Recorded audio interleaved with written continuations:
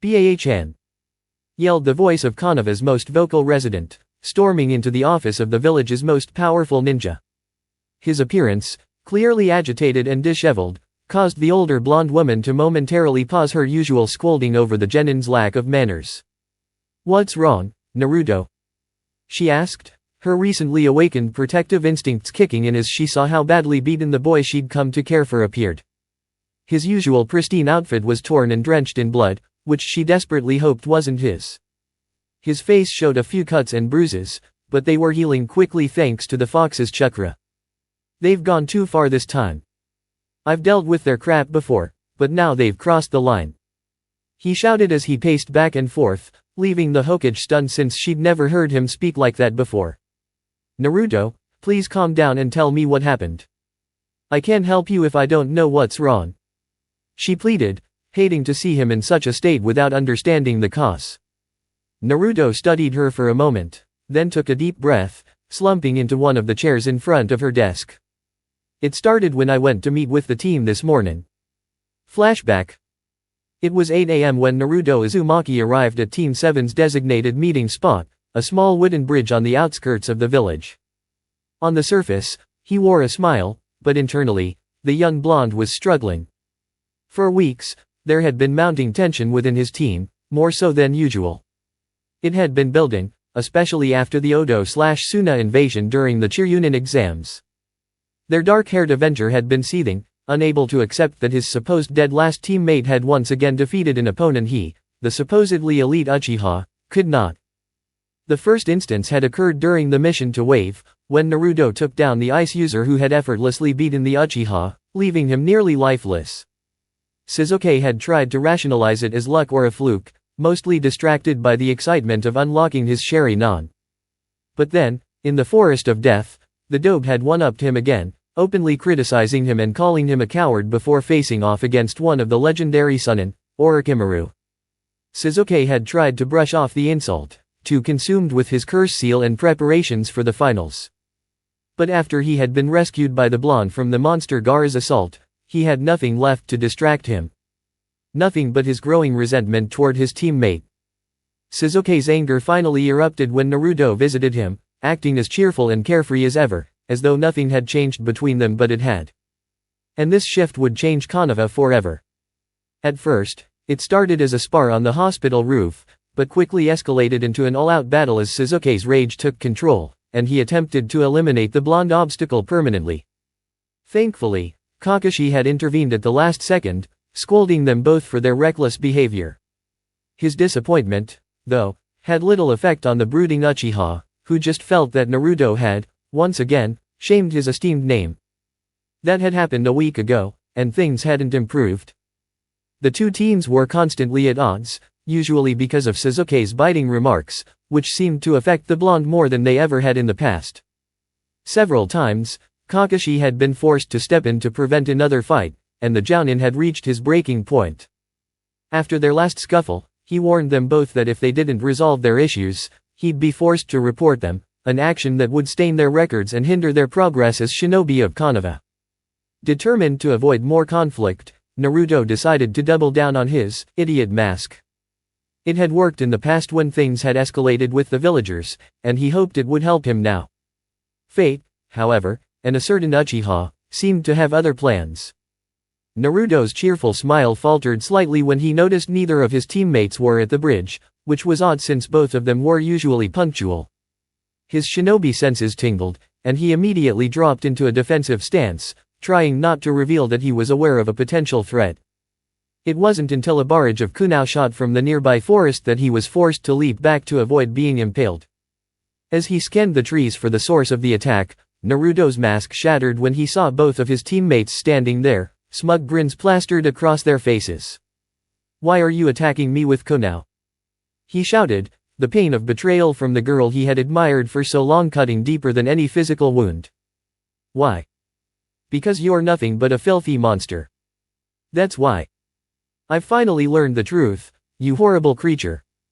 Now Sasuke and I are going to finish what the Yondaime started all those years ago, and we'll be heroes. Sasuke will finally get the recognition he deserves." Sakura shouted, tearing apart the fragile heart of the boy who had given everything to her. For years, he had built walls to shield himself from the pain and suffering of his cursed existence, allowing only a few to glimpse the truth within. But now, in an instant, those walls came crashing down. The relentless years of abuse, rejection, and loneliness flooded over him like an uncontainable torrent. And leading the way was his newest source of agony, the betrayal of the one person he had allowed himself to love. The one person he thought would accept him no matter what he carried within him had turned on him, just like everyone else. He couldn't hold back the tears as memories of a life full of pain overwhelmed him. But amidst the storm of his emotions, one feeling began to rise above all the rest: rage. Since the moment he was born, Naruto had been battered by hatred, fear, and disgust, and when he was finally old enough to comprehend what was happening, he had fought back. He had savagely beaten 2 older boys who had attacked him over something as trivial as the park slide. When he was pulled away, his clothes were stained with their blood, and his knuckles were torn and bleeding. But it was the image of their broken bodies, the way their blood covered the ground, that had left a mark on him. He realized something terrifying that day: he had loved it. He loved the blood, the power it gave him, the way it consumed his senses. He was afraid of himself, terrified of what he could become. So he made a vow: he would never again let his anger overtake him, fearing what he might unleash. For nearly 10 years, he kept that promise. Even in the darkest times, in battles with Haku, Orochimaru, and Gaara, he had never fully let go. But now, the dam had broken. He was free to embrace the power he had long suppressed. Before his attackers could react, Naruto disappeared, only to reappear before them, barely 5 feet from his astonished and terrified teammates. "You have no idea what you've just done," Naruto growled, his voice a chilling blend of rage and dark amusement. "And what's that, you idiot?" Sasuke mocked, his usual arrogance momentarily shaken by the fear creeping in. Naruto's gaze never left Sakura, his fist raised towards Sasuke. "You've set me free," he replied calmly, which only deepened the dread in his teammates. "Why Yuri the Kyuubi?" Sakura stammered, the reality of the situation sinking in. "Idiot," Sasuke sneered, though his voice wavered. "He's always been the Kyuubi. He's just finally showing his true form." "Me? The Kyuubi?" Naruto muttered, his grin twisted with contempt and hatred, unlike any smile he had ever shown before. "I'm the vessel of the Kyuubi, you fool. If I were the real thing, I would have wiped you all out years ago. No, it's not the Kyuubi you've unleashed, it's the true Naruto Uzumaki. And that is far worse." Sakura's eyes widened in fear, confusion overtaking her. Sasuke, however, regained some of his confidence. "And what could you possibly do to us? Even Sakura could beat you. What makes you think you stand a chance?" His words were cut off as the air was knocked from his lungs, and he was sent crashing into a tree 20 feet away. What just happened? Sasuke thought frantically, gasping for air. He hadn't even seen Naruto move, but now he stood calmly, his fist lowered. "You figured that out all by yourself, or did someone help you with that, as usual?" Naruto taunted, his tone dripping with mockery. "You bastard. I'll destroy you," Sasuke yelled, charging at his teammate with a kunai in hand. Naruto dodged Sasuke's wild strikes easily for a moment, before grabbing his wrist and squeezing until a sharp crack echoed, causing the kunai to fall from his limp hand. Sasuke gritted his teeth, fighting the scream that was threatening to escape. This is the legacy of the Uchiha clan. I've seen more impressive kittens, and they weren't handed a fraction of the advantages you have. Where's that brilliant intellect? Where's your superior bloodline? Where's your all-powerful Sharingan?" Naruto mocked, delivering a powerful kick to Sasuke's chest, sending him crashing into the same tree as before. "Tell me, Sakura. Is he really that much better than I am? Is he stronger? Smarter? More handsome? Come on, tell me, because from where I stand, it looks like I've surpassed your precious Sasuke in every single way. So why did you and the rest of the class throw yourselves at him, this arrogant, spoiled brat?" Naruto spat, his piercing blue eyes burning into hers with a cold intensity. Sakura was left speechless. Only a few days ago, if anyone, especially Naruto, had asked her such a question, she would have responded with force. But now, after everything she had witnessed and heard, what could she say? Was Sasuke stronger? Clearly not. Was he smarter? Apparently not, given he had picked a fight with someone he knew was stronger than him. Was he even more attractive? As she looked at the two of them closely, she realized the truth. Sasuke's pale, twisted features were nothing compared to the striking, sun-kissed look of Naruto, even in his ridiculous orange outfit. His last question struck her like a blow. Why had she, and the rest of them, obsessed over Sasuke? He wasn't attractive. He was smart but didn't apply it. He was arrogant and had shown nothing but disdain for everyone around him, even his superiors. The truth hit Sakura like a hammer. Her actions, and the others, had been shallow, petty, and foolish. It had cost them dearly. Of the 30 students that graduated with them, only 5 were girls, and they ranked at the bottom when it came to practical skills. The only thing they excelled at was theoretical knowledge, which had proven useless once they left the academy grounds. I don't. Sakura stuttered, dropping to her knees as she faced the weight of her own foolishness. I thought so. At least you're starting to see the truth, Naruto said, turning away from the sobbing girl. Don't turn your back on me, you monster. Sasuke yelled, charging at Naruto once again, kunai in hand. Before Sasuke even took 3 steps, Naruto felt a sharp pain shoot through his wrist as the blonde delivered a brutal kick. His chakra-enhanced strike shattered the bones. Then, with a vicious spin, Naruto kicked Sasuke in the head, fracturing his jaw and sending him hurtling through the air. But Naruto didn't stop there. Appearing behind the airborne Uchiha, he drove his knees into his back, forcing a scream of agony from the usually stoic teenager. Then, with unrelenting fury, Naruto began to mercilessly pound Sasuke for over a minute, before finally letting the broken Uchiha collapse to the ground. Remember this lesson, Uchiha. Pick your battles wisely, because not everyone will just stand by while you trample over them. Naruto crouched beside the barely conscious boy. Consider this a warning. Cross me again, and I will bathe in your precious Uchiha blood. His voice was low and menacing, and the thrill in his tone made Sasuke shiver with fear. Stay away from the Uchiha, demon. Shouted a new voice, as a dozen ANBU suddenly appeared, surrounding the group. Naruto looked up at the newcomers, his hatred rising as he recognized their blank masks. He knew exactly what that meant. Taking a mission behind the Hokage's back again, huh? It's been a while since any of you tried this stunt. So who's behind this? The villagers? The council? Naruto chuckled darkly when he saw one of them flinch. The council, huh? That takes me back. It's been years since they tried to make a move. But I guess now that the sand aim is gone, it's no surprise, he muttered, standing up to face the squad. They were probably all more powerful than him in a one-on-one fight, let alone 12 of them. For attacking and severely injuring a fellow shinobi of Konoha, you are hereby sentenced to death. The execution will take place immediately, the same voice declared, only fueling Naruto's fury even further. You schemed this, didn't you? You told Sasuke and Sakura about the 9 tails because you knew they'd attack me. Either they'd kill me, or I'd injure them, giving you an excuse to finish me off yourselves, Naruto growled, his body trembling with pure rage. The masked figures remained silent, drawing their swords and moving in to strike. Naruto dodged the initial blows, managing to land a kick that snapped one man's neck, but the onslaught didn't stop. His body was soon cut and torn apart by the brutal attacks. The pain and blood loss began to take their toll, even as his wounds healed with a faint red glow surrounding him. Despite the intense agony, he lifted his head, his vision blurry, as one of the men stepped forward, his sword raised high to sever Naruto's head, a wound even the 9 tails healing could not repair. Oddly, Naruto didn't feel fear or anger.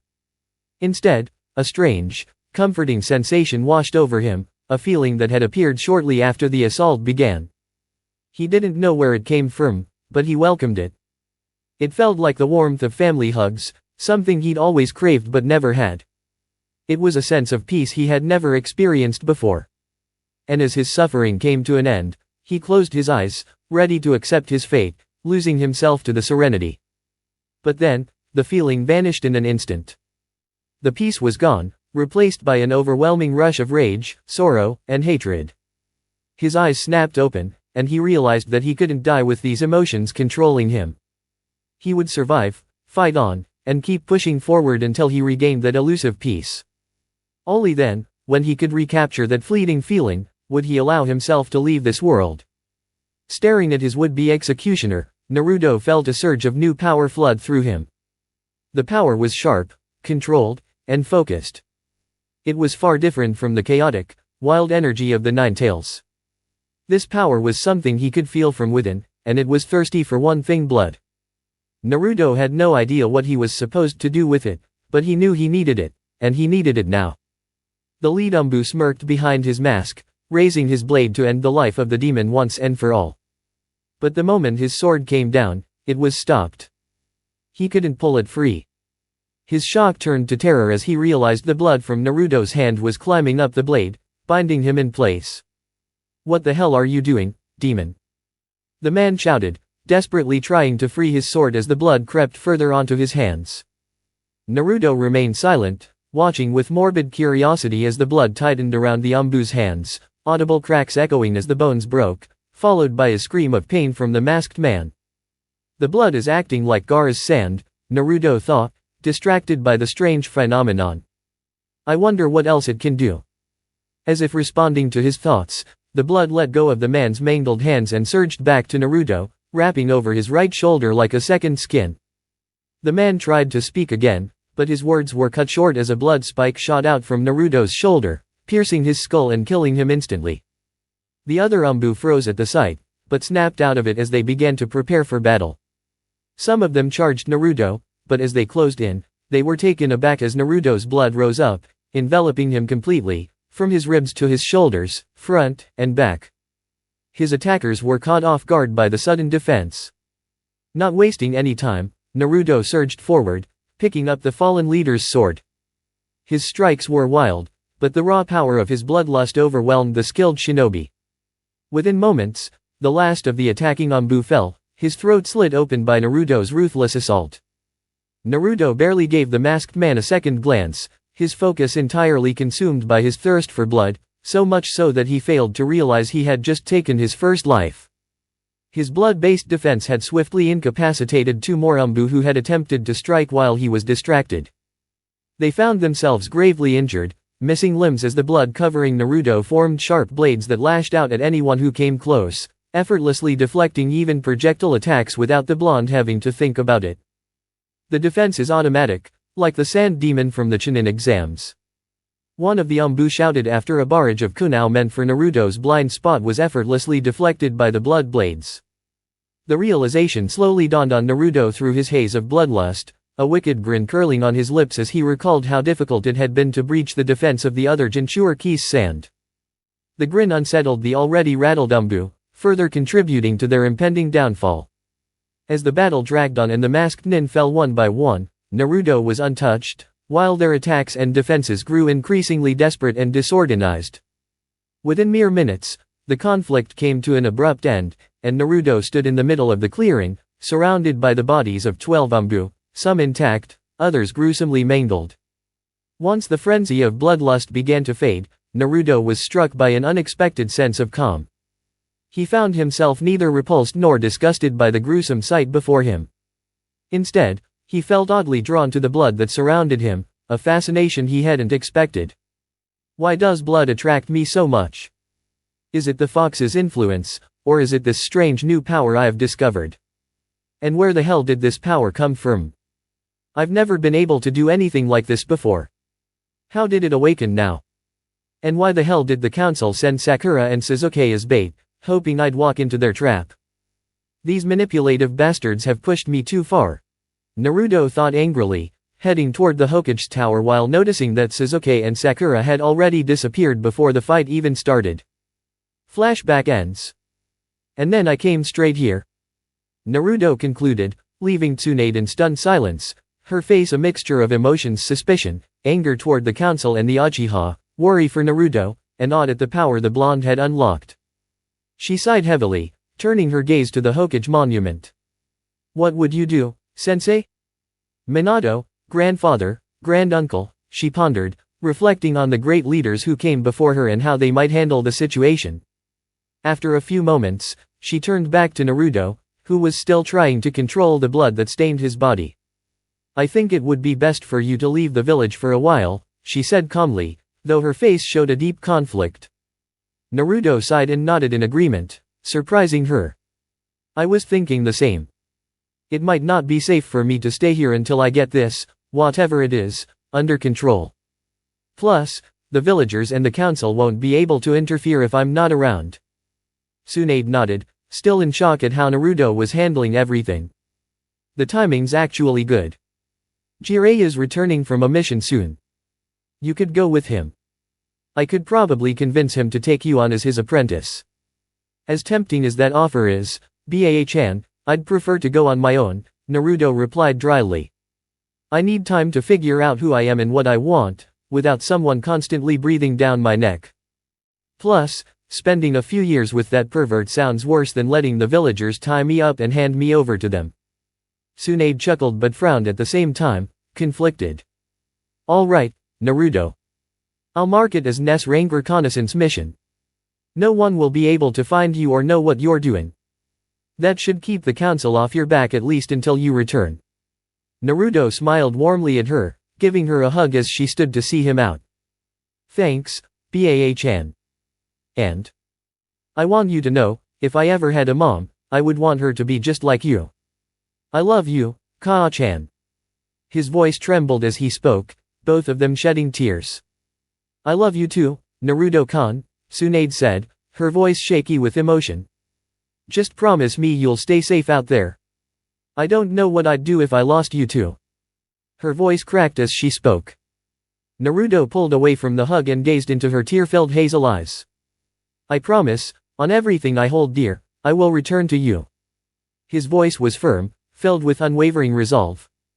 Tsunade nodded, her voice caught in her throat as the young blonde embraced her one last time and exited her office, preparing to leave the village and her protection behind. The thought of him being alone in the world filled her with dread, yet deep in her heart, she knew her son always kept his promises. He would return, and until that day came, she would wait and prepare, knowing exactly where to begin. Shizen. She called, summoning her assistant, who no doubt had been eavesdropping on the conversation. Yes, Tsunade-sama. The dark-haired woman responded, bowing respectfully to her longtime mentor. Get me all the hospital records from the 3 months before the Kyuubi attack, along with Naruto-kun's medical files. It's time to find out more about his parents. It had been over 3 years since most of the villagers had celebrated the departure of their demon, though there were a few who missed the troublesome blonde. Among them were the Godame Hokage and her assistant, the boy's adopted family, his peers in the Konoha 12, excluding Sasuke, and the owners of a certain ramen shop, whose sales had plummeted by nearly half since Naruto's absence. All of them anxiously awaited the day he would return, silently cursing the Hokage for not setting a return date for his mission. It began as an ordinary spring afternoon in the village, but it soon became anything but ordinary. After 3 years, 2 months, and 15 days, Uzumaki Naruto returned to Konoha and he wasn't alone. Izumo and Kotetsu sat lazily at their post by the village's main entrance, berating themselves for disturbing the Godame's afternoon rest, a mistake that had earned them gate duty for a month. In their boredom, they had begun playing a childish game of I Spy which had continued for hours.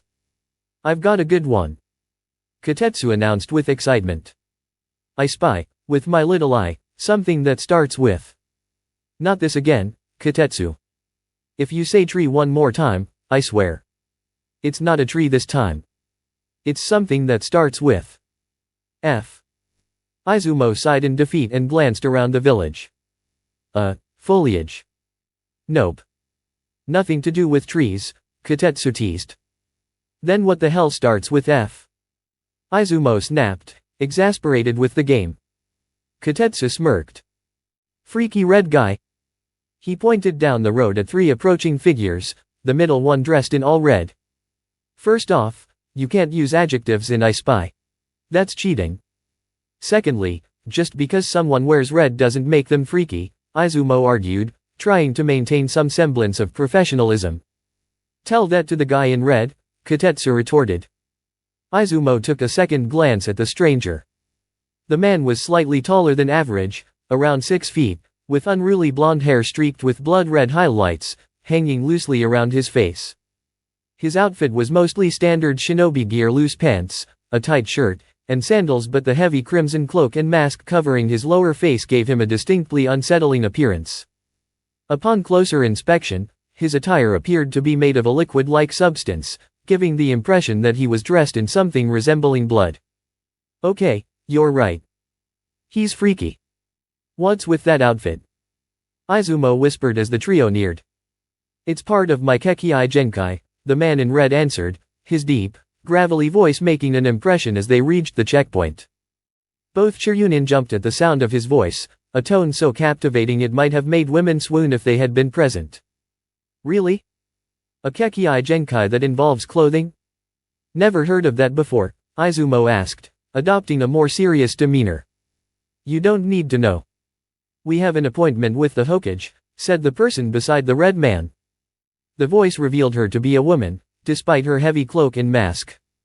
Only her long crimson hair, which cascaded down her back, and the regal tone of her voice gave any clue as to her identity.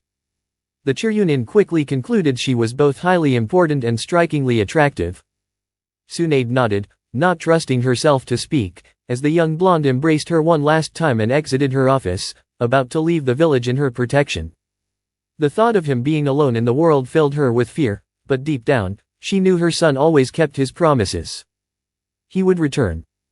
And until that day, she would wait and prepare, knowing where she needed to start to make his life better. Shizoan. She called, summoning her assistant, who had surely been listening in on the conversation. Yes, Tsunade-sama. The dark-haired woman responded, bowing to her longtime mentor. Bring me all the hospital records from the 3 months leading up to the Kyuubi's attack, and all of Naruto-kun's medical files. I'm going to find out who his parents really were. It had been over 3 years since most of the village had celebrated the sudden departure of their demon, though a few individuals, including the Godame Hokage, her assistant, Naruto's adoptive mother and sister, the Konoha 12, excluding Sasuke, and the owners of a ramen stand, had truly missed him. The ramen business had even suffered a sharp decline without the boy's frequent visits. They all waited in silence, hoping for the day he would return, all of them questioning why the Hokage hadn't set a time limit on his mission. It started like any normal spring afternoon for the villagers of Konoha, but everything changed when, after 3 years, 2 months, and 15 days, Uzumaki Naruto returned to the Hidden Leaf village, and he wasn't alone. Izumo and Kotetsu sat at their post, annoyed with themselves for having disturbed the Hokage during her nap, which had earned them gate duty for the month. To pass time, the two bored Chiryunin had started playing I Spy. 3 hours ago. Now, Izumo, the more reasonable of the two, was growing irritated with his partner's childish persistence. Oh, I've got a good one. I spy with my little eye, something beginning with. God damn it, Kotetsu, if you say tree one more time, I swear I'm going to. It's not trees this time. It's something new. Something beginning with, F. Kotetsu interrupted, grinning triumphantly. Izumo sighed, giving in. Foliage. Nope. It has nothing to do with trees. What the hell starts with F? Izumo groaned, his patience wearing thin. Kotetsu smirked. Freaky red guy, he said, pointing toward 3 figures coming down the road. The middle one was draped in all red. First of all, you can't use adjectives in I Spy, that's cheating. Second, just because a guy wears red doesn't make him freaky. In our line of work, we can't judge people by how they look. Take Guy, for instance. If you just looked at him, you'd think he was a complete maniac. Guy is a maniac, Kotetsu replied flatly. Regardless, you can't judge by appearances alone. Say what you want, but that guy is freaky. Look at him. Kotetsu insisted. Izumo sighed, turning to take a better look at the red man. He was slightly taller than average, around 6 feet, with shaggy blonde hair streaked with blood-red highlights, hanging loosely around his face, nearly covering his eyes. His attire, mostly typical shinobi gear, included loose pants, a tight long-sleeve shirt, and sandals. However, What stood out were the heavy cloak draped over his shoulders and the crimson outfit that seemed to have a liquid-like appearance, almost resembling blood rather than fabric. Okay, yeah, he's freaky. What's up with those clothes? Izumo whispered as the trio neared. They're part of my unique ability, the freaky red man replied in a deep, gravelly voice that instantly commanded attention. Both Shiryunin jumped at his voice. If they were women, they might have swooned. Really? And what ability is that? I've never heard of one that involves clothing, Izumo asked, trying to maintain his composure.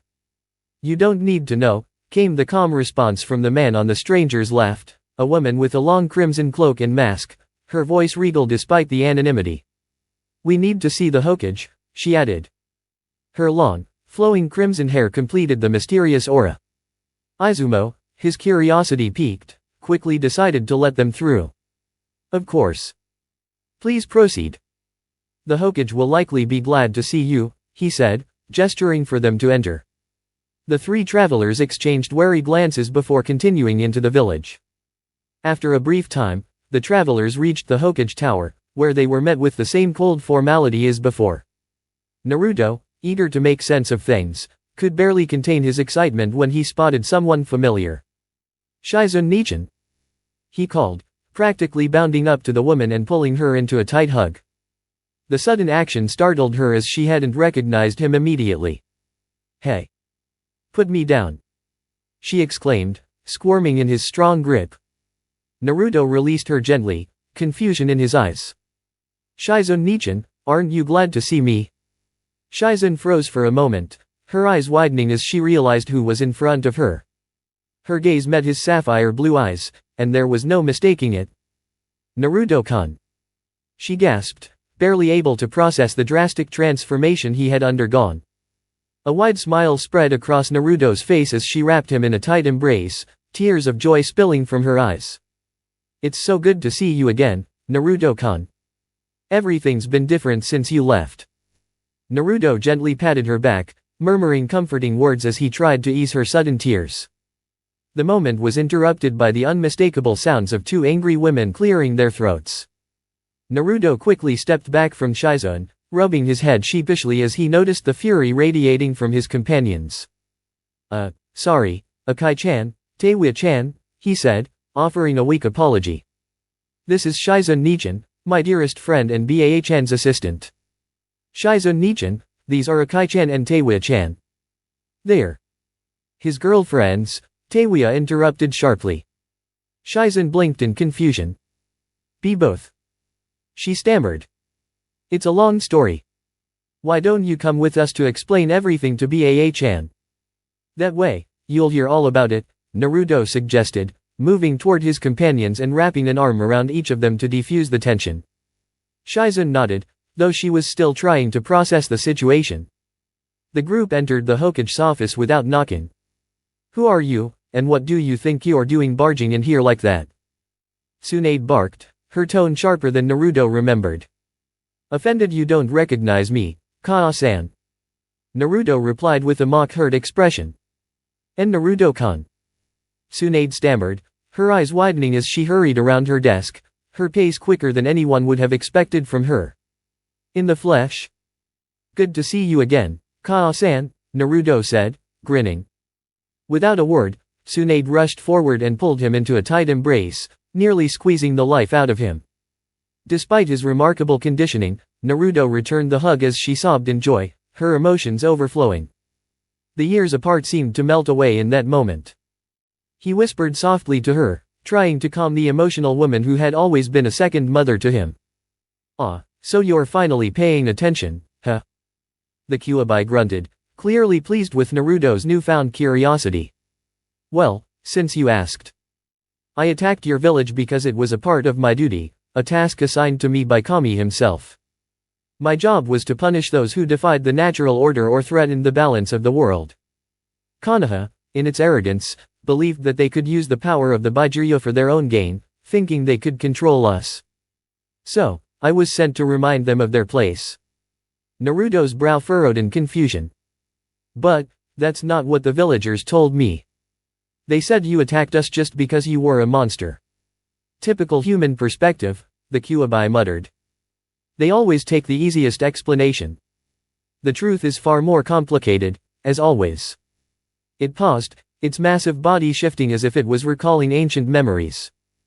The village elders knew I was coming, and instead of trying to stop the conflict, they welcomed it. They were hoping to harness my power, just as they did with the others before me. Naruto stood in the middle of the cavern, processing the new information. So, all this time, I've been seen as just a weapon because of what you did? They made me out to be a monster because of you. Precisely, the Kyuubi rumbled. But the real monsters are those who failed to see the truth. You were never the monster, Naruto. You were simply caught in the middle of a much larger scheme, one that even I had no real control over. Naruto clenched his fists, the weight of his past settling over him once again. So, what now? What do I do with all of this? Everything I thought I knew was a lie. You have power now, Naruto. The power to change things, to rewrite the path you're on. You are not bound by the chains of your past, and neither am I. If you want revenge, seek it. If you want answers, seek them. But you must decide where you want to go from here. You have the strength to carve your own future, and the Kyuubi will not hold you back. Naruto's resolve hardened as the realization washed over him. His journey, his purpose, was no longer tied to the expectations of others. It was up to him to forge his own destiny. Thanks, Kyuubi, Naruto said with a small, determined smile. I know what I need to do now. With that, the vision of the cavern began to fade, and Naruto's consciousness slowly returned to the physical world. His body ached from the battle, but his spirit felt more powerful than ever.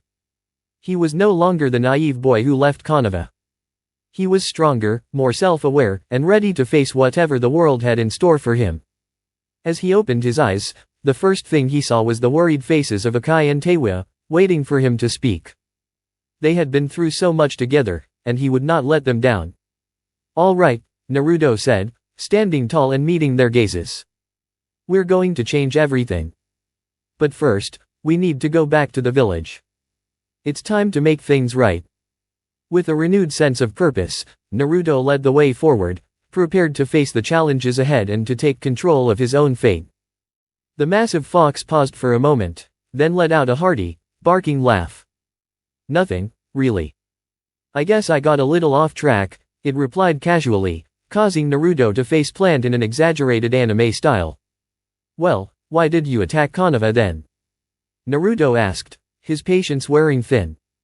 I didn't, not originally, the Kyuubi responded. I was sent to deal with a few individuals in your village who had been meddling with forces they shouldn't have been, attempting to gain immortality and power that should never be theirs. Normally, I'd handle things quietly in my human form, but the lower-level demons had been bothering me recently, so I decided to show up in my true form. Naturally, your foolish villagers saw a massive fox charging toward them, assuming I was there to destroy them all, and attacked. Since they were stopping me from completing my mission and I was already irritated, I retaliated. The result was chaos, hundreds of ninjas were slain, and then that blonde idiot showed up, and the next thing I knew, there was a flash of light, and I was stuck in this prison. Naruto stared, utterly shocked. So, you're telling me you wiped out hundreds of people and ruined my life because you were annoyed by some lesser demons? He exclaimed, his voice a mixture of disbelief and anger. Well, when you put it that way, I sound like a jerk, Kyuubi chuckled, but yes, that's the basic idea. To be fair, if those people I killed were anything like the idiots who've been torturing you all these years, they probably got what they deserved. Naruto was speechless for a moment, before shaking his head. Well, thanks for the help and the history lesson, he said, turning to leave the mindscape. But I think I'll be going now. Anytime, little one.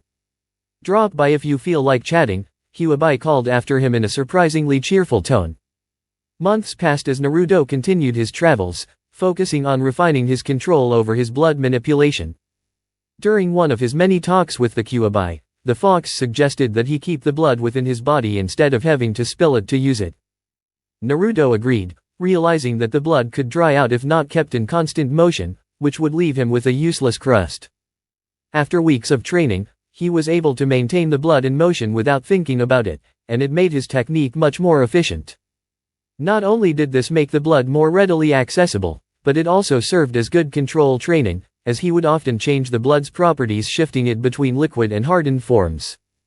One day, during a training session, Naruto discovered that he could manipulate the blood into nearly any shape, so long as it remained attached to his body. Once severed, it reverted back to its natural fluid state. While disappointing in some respects, it did help him realize that by increasing the amount of blood in his body, he could extend the range and effectiveness of his technique, reducing the need for projectiles. He began drawing more blood from his body in controlled amounts, and his blood stock, as he called it, increased drastically. However, with the increased blood volume came another problem. Before, his blood remained hidden beneath his clothes, but now, with the larger quantity, it would make his body appear misshapen, giving him a torso and legs covered in blood, but leaving his arms and head thinner than before. In yet another of his conversations with Kyuubi, the fox joked that his blood was like its fur and suggested that he go all natural. Initially dismissing the idea, Naruto eventually decided to give it a try. After a few attempts, he successfully formed the blood into what looked like real clothing, though it was red, as he couldn't change its color just yet. After a bit of experimentation, Naruto opted to make only the top part of his outfit out of blood, keeping the rest of his clothes as regular ones. He didn't want to risk walking around without pants if he lost concentration. As time went on, and his blood control grew, Naruto had to adjust his outfit further. He began with smaller additions like gloves and sandals, followed by a mask resembling Kakashi's. Eventually, he had to go all in and replace his pants, though he always kept real underwear on, just in case things went wrong. To his surprise, he felt far more at ease in his blood-formed clothes than in traditional ones, as though they were his true form. Kyuubi had suggested it might be tied to his ancestry, comparing it to the way it felt when it reverted to its true form after being in human shape. While the idea intrigued Naruto, he had no way of confirming if it was truly related to his lineage since he knew nothing about his family's history. Flashback pause. Wait, does that mean your clothes are all made of blood too? Tsunade interrupted. Naruto nodded, and as he did, his cloak and shirt morphed back into a blood form, growing into large bat wings that sprouted from his back. His toned chest was exposed, much to the surprise of Akai, Teiwa, and even Shizune, who seemed distracted by the sight. Well, that clears that up. Tsunade muttered, tossing a book at her assistant, who was nearly drooling. All right, moving on. Flashback continued. Months passed without incident, except for Naruto having to adjust his blood-based clothes for more storage. Then came October 10th, his birthday and the anniversary of the Kyuubi's attack on Konoha. Overcome with painful memories, Naruto sought the company of the one being he could count on, the Kyuubi. When he walked the familiar corridors of his mind, something felt off. He couldn't immediately place what had changed, but soon it struck him, he couldn't hear the Kyuubi's usual deep, calming breaths. Fear quickly set in as he rushed through the hallways, eventually arriving at the Kyuubi's chamber. There was no sign of the demon lord, only an empty, massive cage. Ignoring the instinctive warning that this could be a trap, Naruto quickly slipped through the cage's bars and found himself inside for the first time. The space was bare, nothing but cold stone on every surface. The sight that greeted him was unsettling, a small, hunched figure curled up in the corner. The voice in his mind screamed at him to be cautious, but Naruto couldn't stop himself from approaching the figure. As he did, the darkness in the room faded, replaced by a soft, ethereal light that illuminated everything like a candle flickering in the dark. The figure, now visible, was a stunning red-haired woman.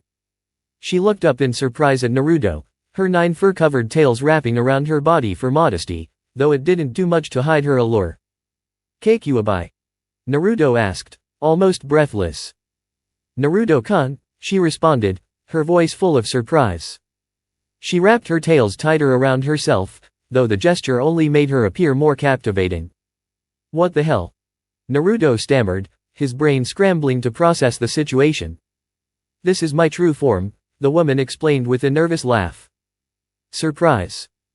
Naruto just stared, unable to form a coherent thought. His mind was racing, the most he could manage was a dumbfounded, why? Why didn't I tell you, she repeated, her voice tinged with sadness.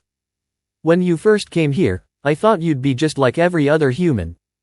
So I stayed in my fox form, though this is my natural body. I only took the fox form when I needed to intimidate someone or in battle. But most of the time, I preferred this. Being 100-foot-tall fox is not fun.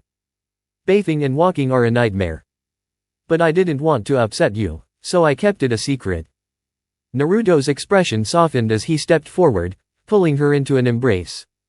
And you think I'd be mad about having a beautiful naked woman as my best friend? He asked with a grin. This is actually a relief. For a while, I thought I was going crazy, or worse, turning into some kind of animal lover, since I kept having these strange dreams about us together.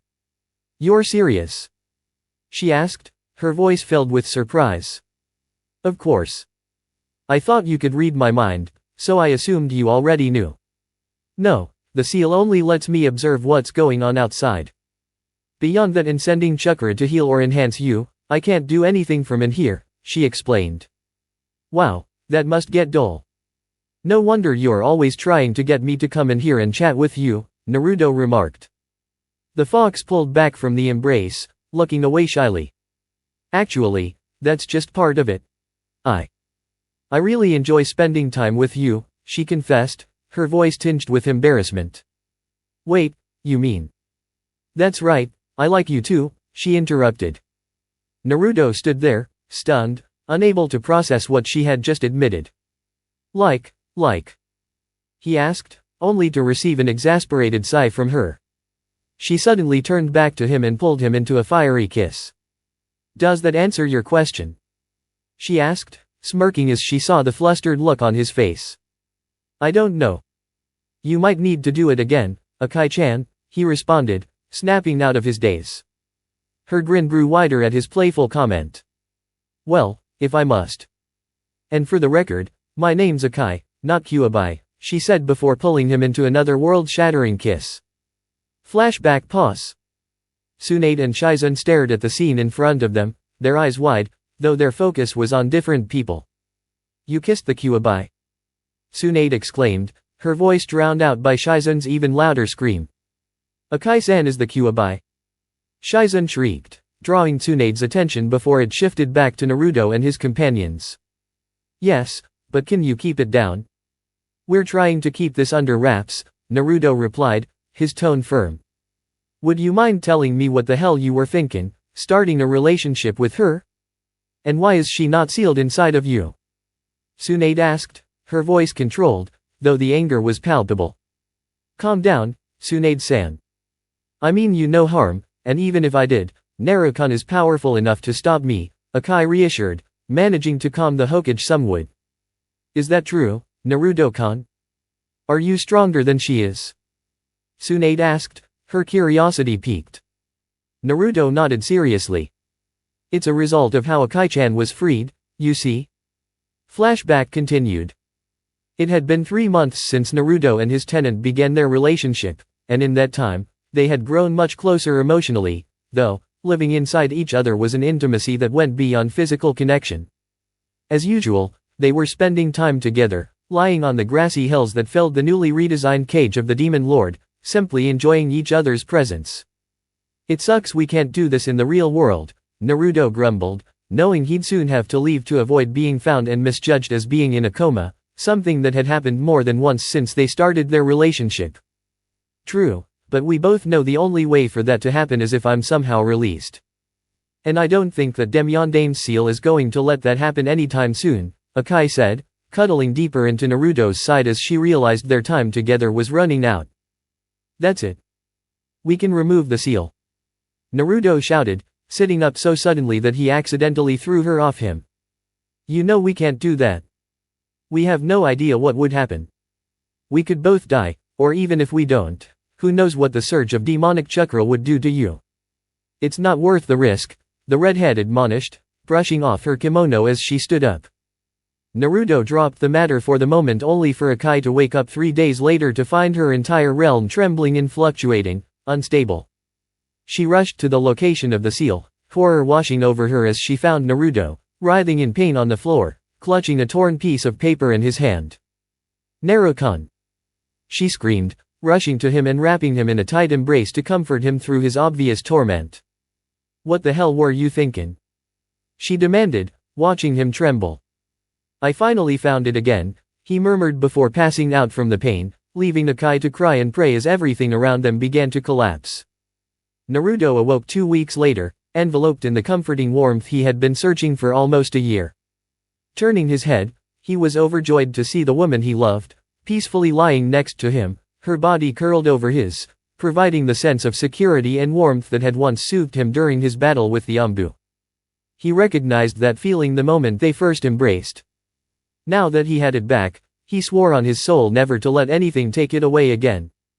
And when he realized he had the chance to set the one who gave him that feeling free, he acted without hesitation, regardless of the potential costs to himself.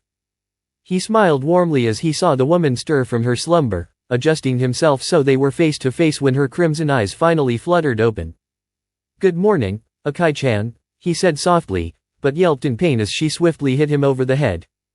"You idiot. What the hell were you thinking, breaking the seal without telling me? I could have helped you prepare for it better, you dumbass," she yelled, straddling him and thumping his chest repeatedly. Or, at least, she would have, if not for the vine-like appendages of blood that suddenly erupted from his chest and held her in place. Naruto absently noted that his blood hadn't reacted on its own since the intense battle where his demonic partner had saved him, wondering why it responded now.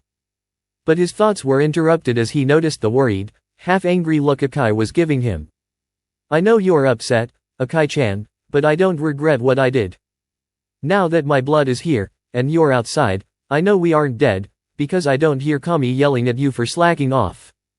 That means you're free, and we managed to escape without severe consequences," he declared, smiling proudly.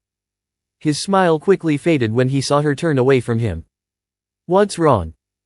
he asked, commanding his blood to release its grip on her. "That's not exactly true," she muttered, her voice soft. Naruto gently turned her head to face him and pressed a light, affectionate kiss to her lips.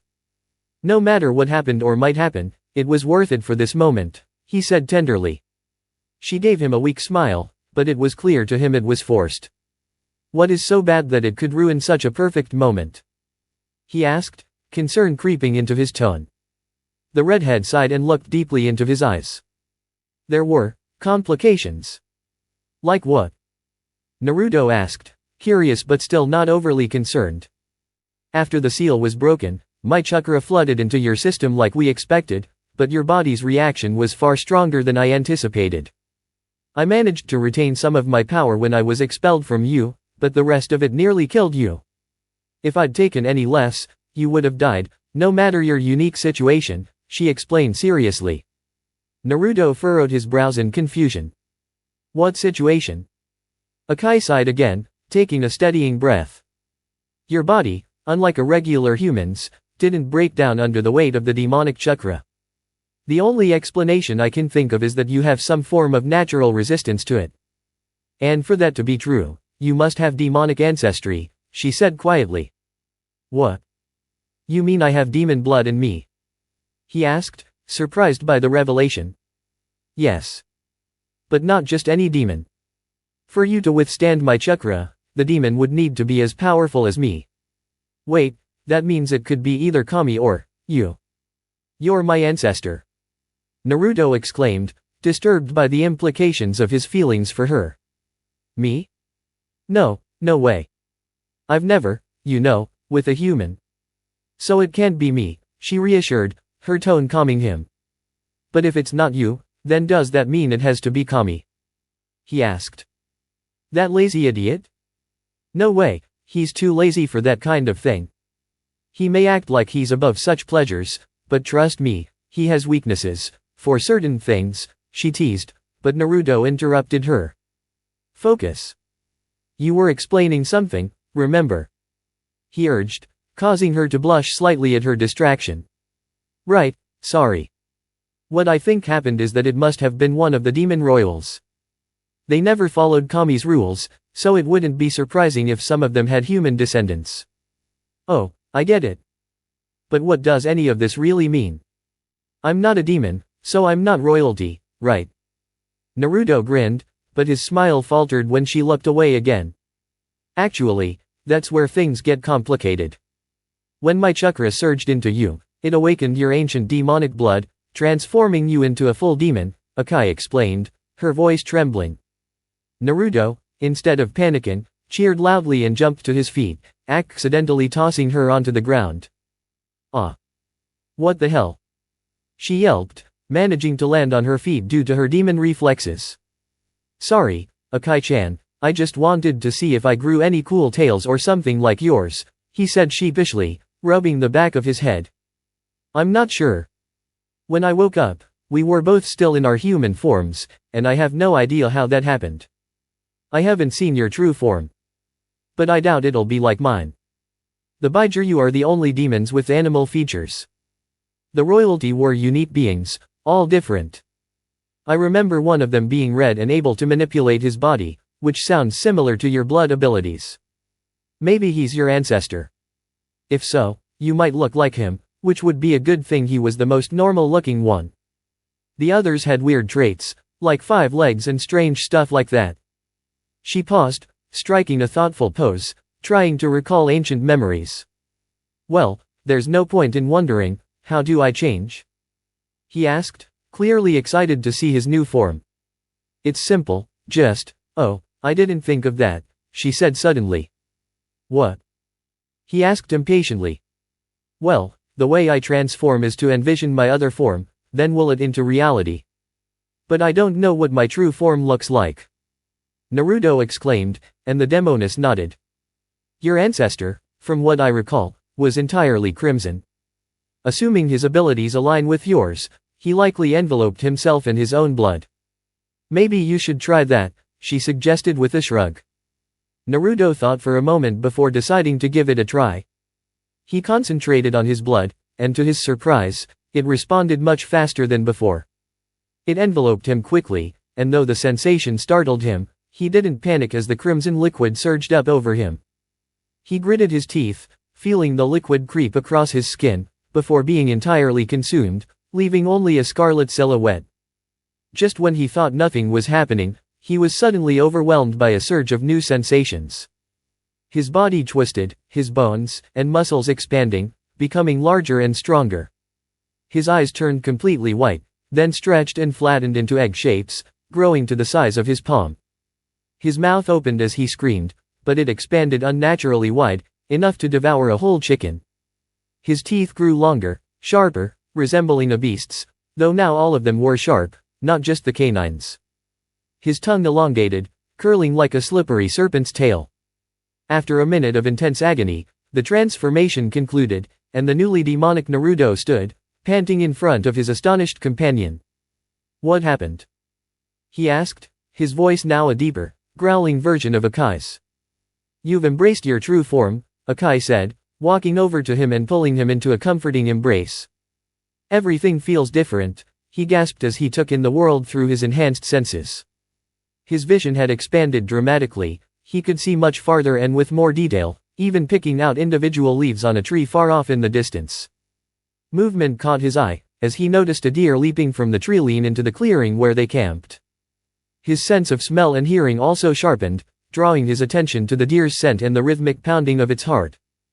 A thought echoed in his mind as he processed his surroundings. I'm a predator, he declared. Exactly. As a demon, you're at the top of the food chain, with instincts that reflect that. But you must learn control, or you'll become as mindless as the lesser beasts. Naruto nodded, struggling against the overwhelming desire to hunt the deer. His gaze shifted to Akai, but it was a mistake.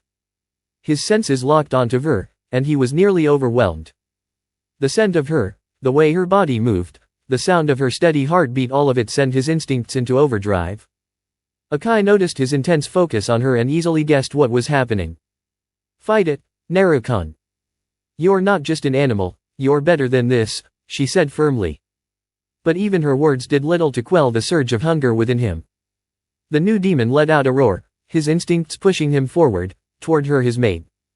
Akai, being far more experienced and composed, could have restrained him, but something within her snapped. She, too, felt the pull, the raw desire. Instead of resisting, she embraced her own demonic form, letting out a howling response as her teeth and nails became sharp, her ears elongated, and four tails sprouted, shredding her robe in the process. Naruto's breath caught as his heightened senses took in every detail of Akai's new form. She was, without a doubt, the most captivating being he had ever encountered. And in that moment, he knew what he had to do.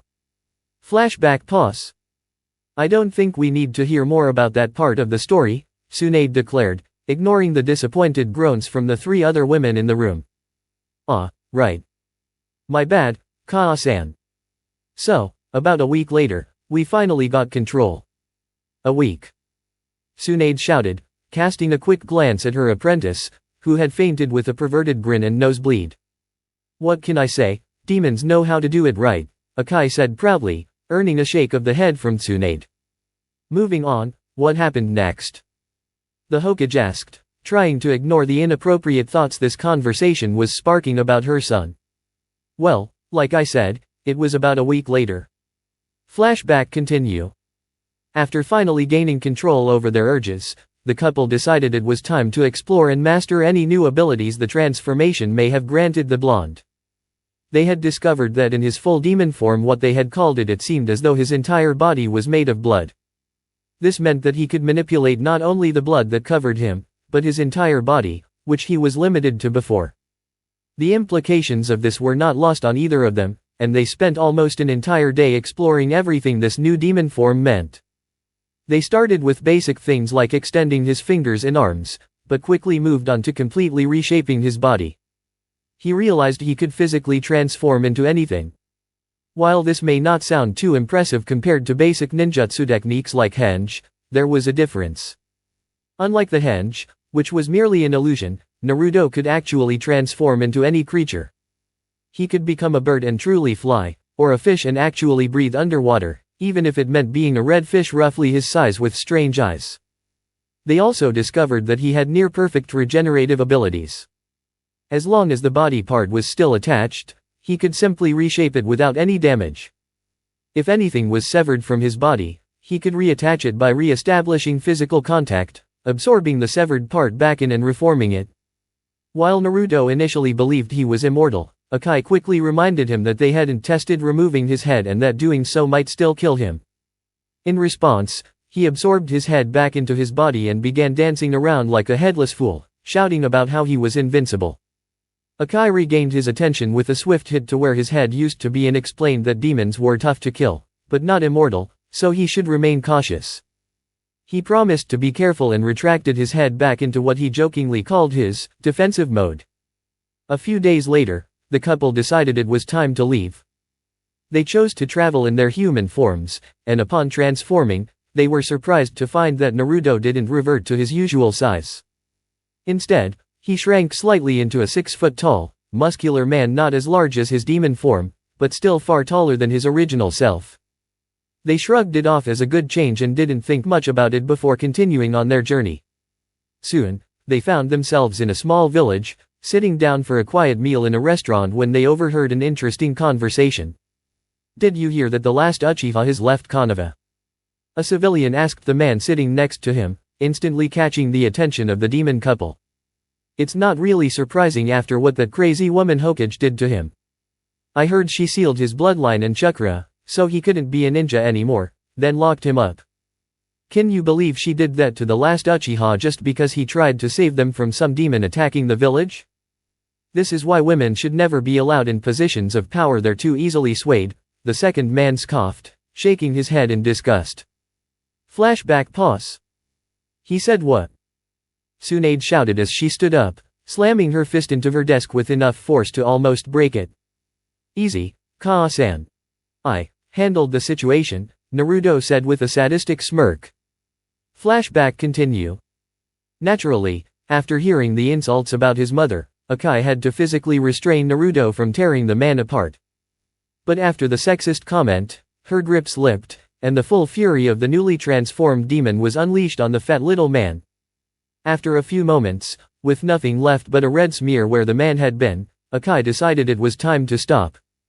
Grabbing Naruto's blood-covered arm, she pulled him toward the man's companion, who was sitting in a puddle of his own filth, trembling in fear.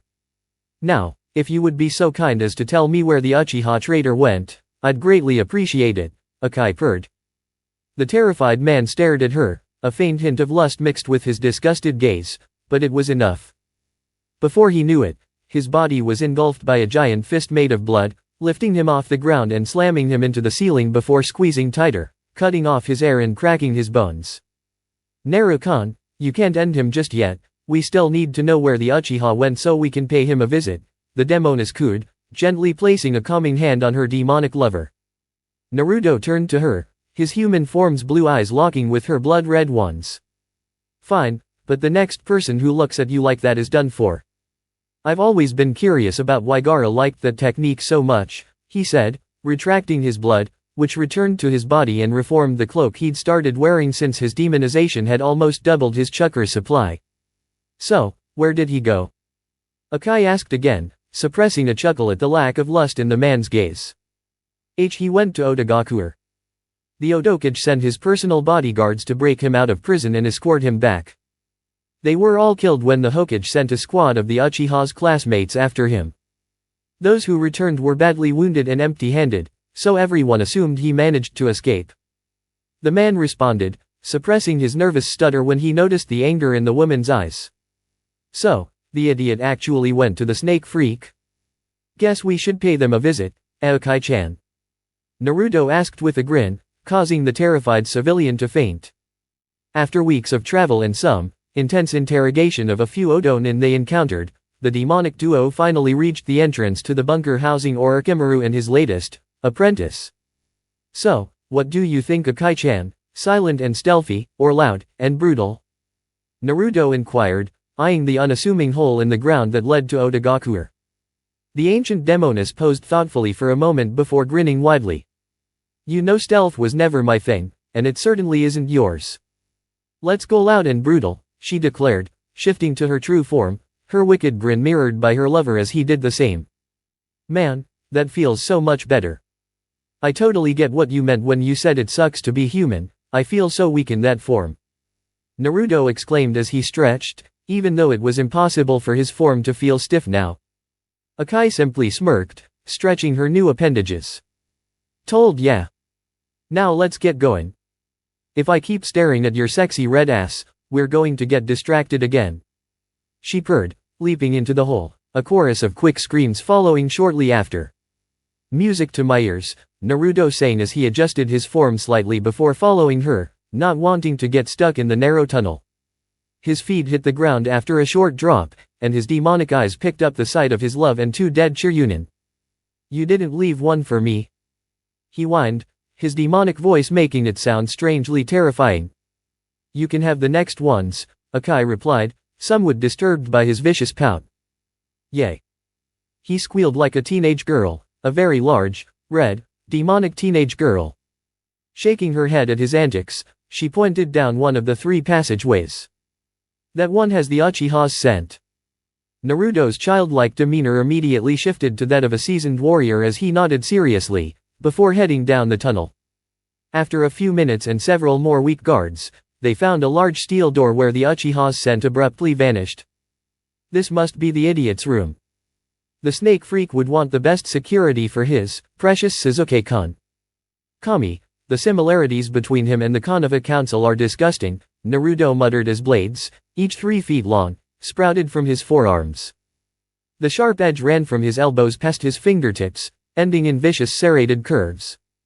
Without hesitation, he slammed his fists into the door, the 4 blades piercing the thick steel like water. He dragged his hands downward until they hit the floor, leaving the door split into 5 sections, with the middle ones collapsing as their support was severed. "Well, that was unnecessarily flashy," Akai remarked as the heavy doors crashed to the ground.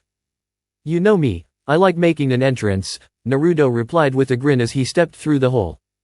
As soon as he passed through the doorway, the sound of 1,000 birds chirping filled the demon's ears, and he felt a burning sensation in his abdomen. Looking down, Naruto found Sasuke's small form with his arm embedded in his torso up to the elbow. "Well, hello there, team," Naruto growled, unfazed by the limb piercing his body. "What the hell are you?" Sasuke shrieked as he tried to pull his arm back, only to find that the strange red flesh held his arm firmly in place. Now this is familiar. Isn't this what happened the last time you tried that on a demon? Of course, that was just the weakling Ichibai, but still, the symmetry is funny, right, team? Naruto laughed, his demonic voice sending chills down Sasuke's spine. How do you know about that?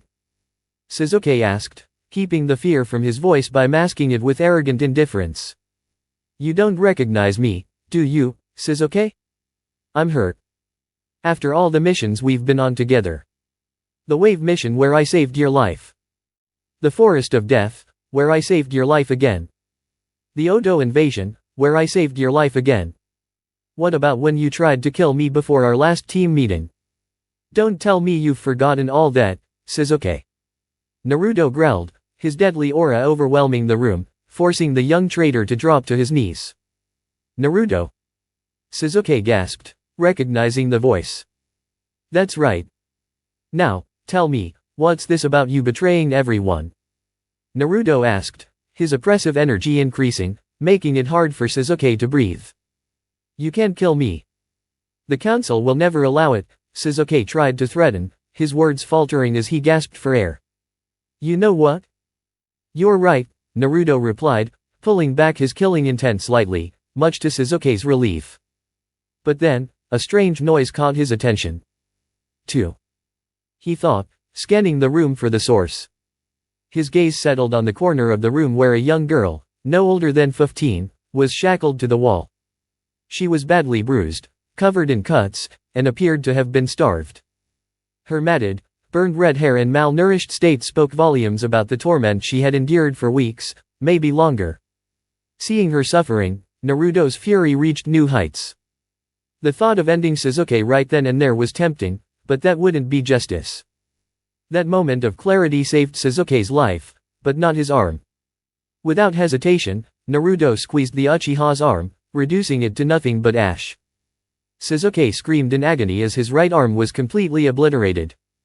Naruto casually lifted the shrieking Uchiha by his collar and stared into his eyes, full of pain and fear. He then tossed him through the door and into the opposite wall, breaking his spine but somehow leaving him alive.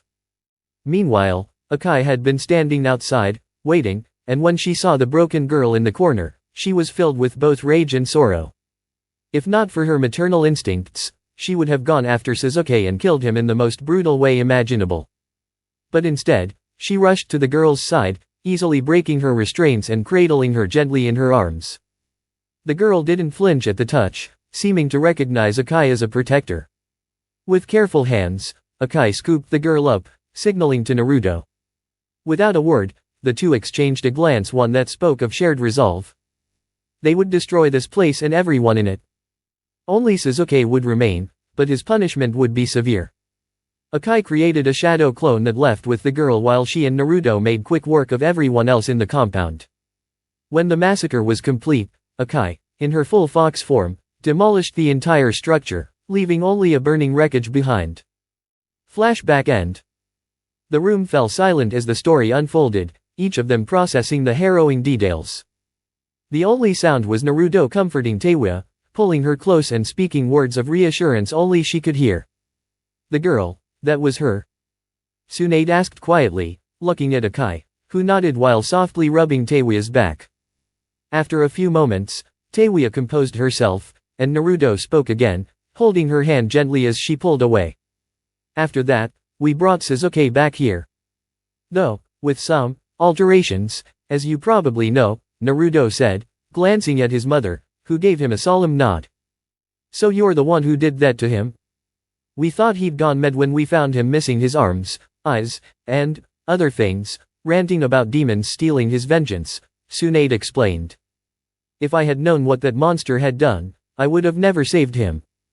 Saved him? Akai asked, a dark glimmer in her eyes. Tsunade struggled to keep her temper in check. The council forced me to perform several surgeries, giving him the latest prosthetic arms from Suna. They even insisted I implant Kakashi's Sharingan, claiming it should be with someone who deserved it, whatever that nonsense means. I fought against it, but Kakashi actually agreed to the procedure, citing some old guilt he carried.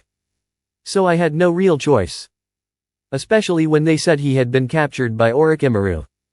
Had I known the truth, I would have left him blind and armless. At least that cursed bloodline will end with him, Naruto growled, his disdain for the Uchiha clan clear to everyone present. Tsunade nodded slightly. That didn't stop them from trying, though. They even enforced the Clan Restoration Act on him, marrying him off to the Yamanaka girl and several others, 7 in total. None of them listened to me when I warned them that he was damaged beyond repair in that regard.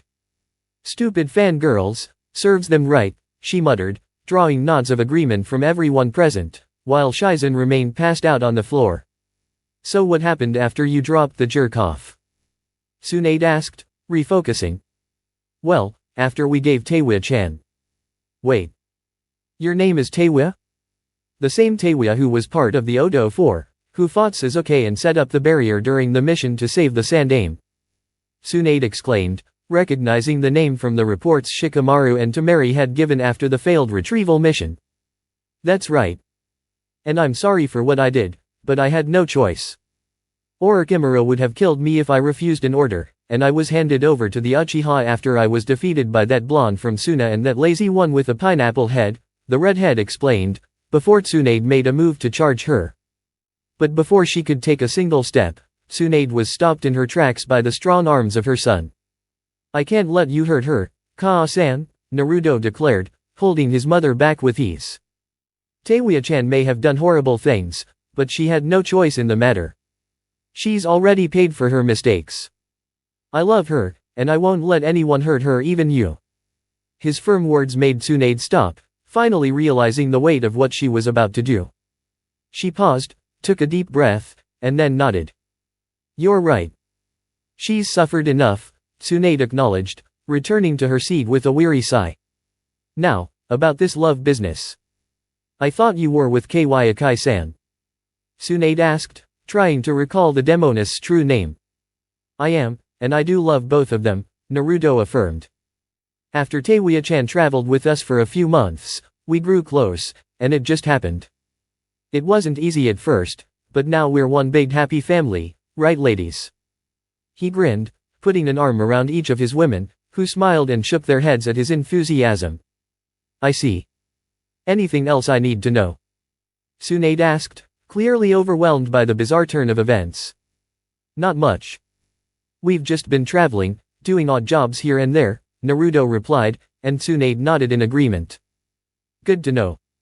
Why don't we call it a day? Tsunade suggested, already feeling mentally drained. Come back tomorrow, and we can work on getting you citizenship and taking care of a few other things.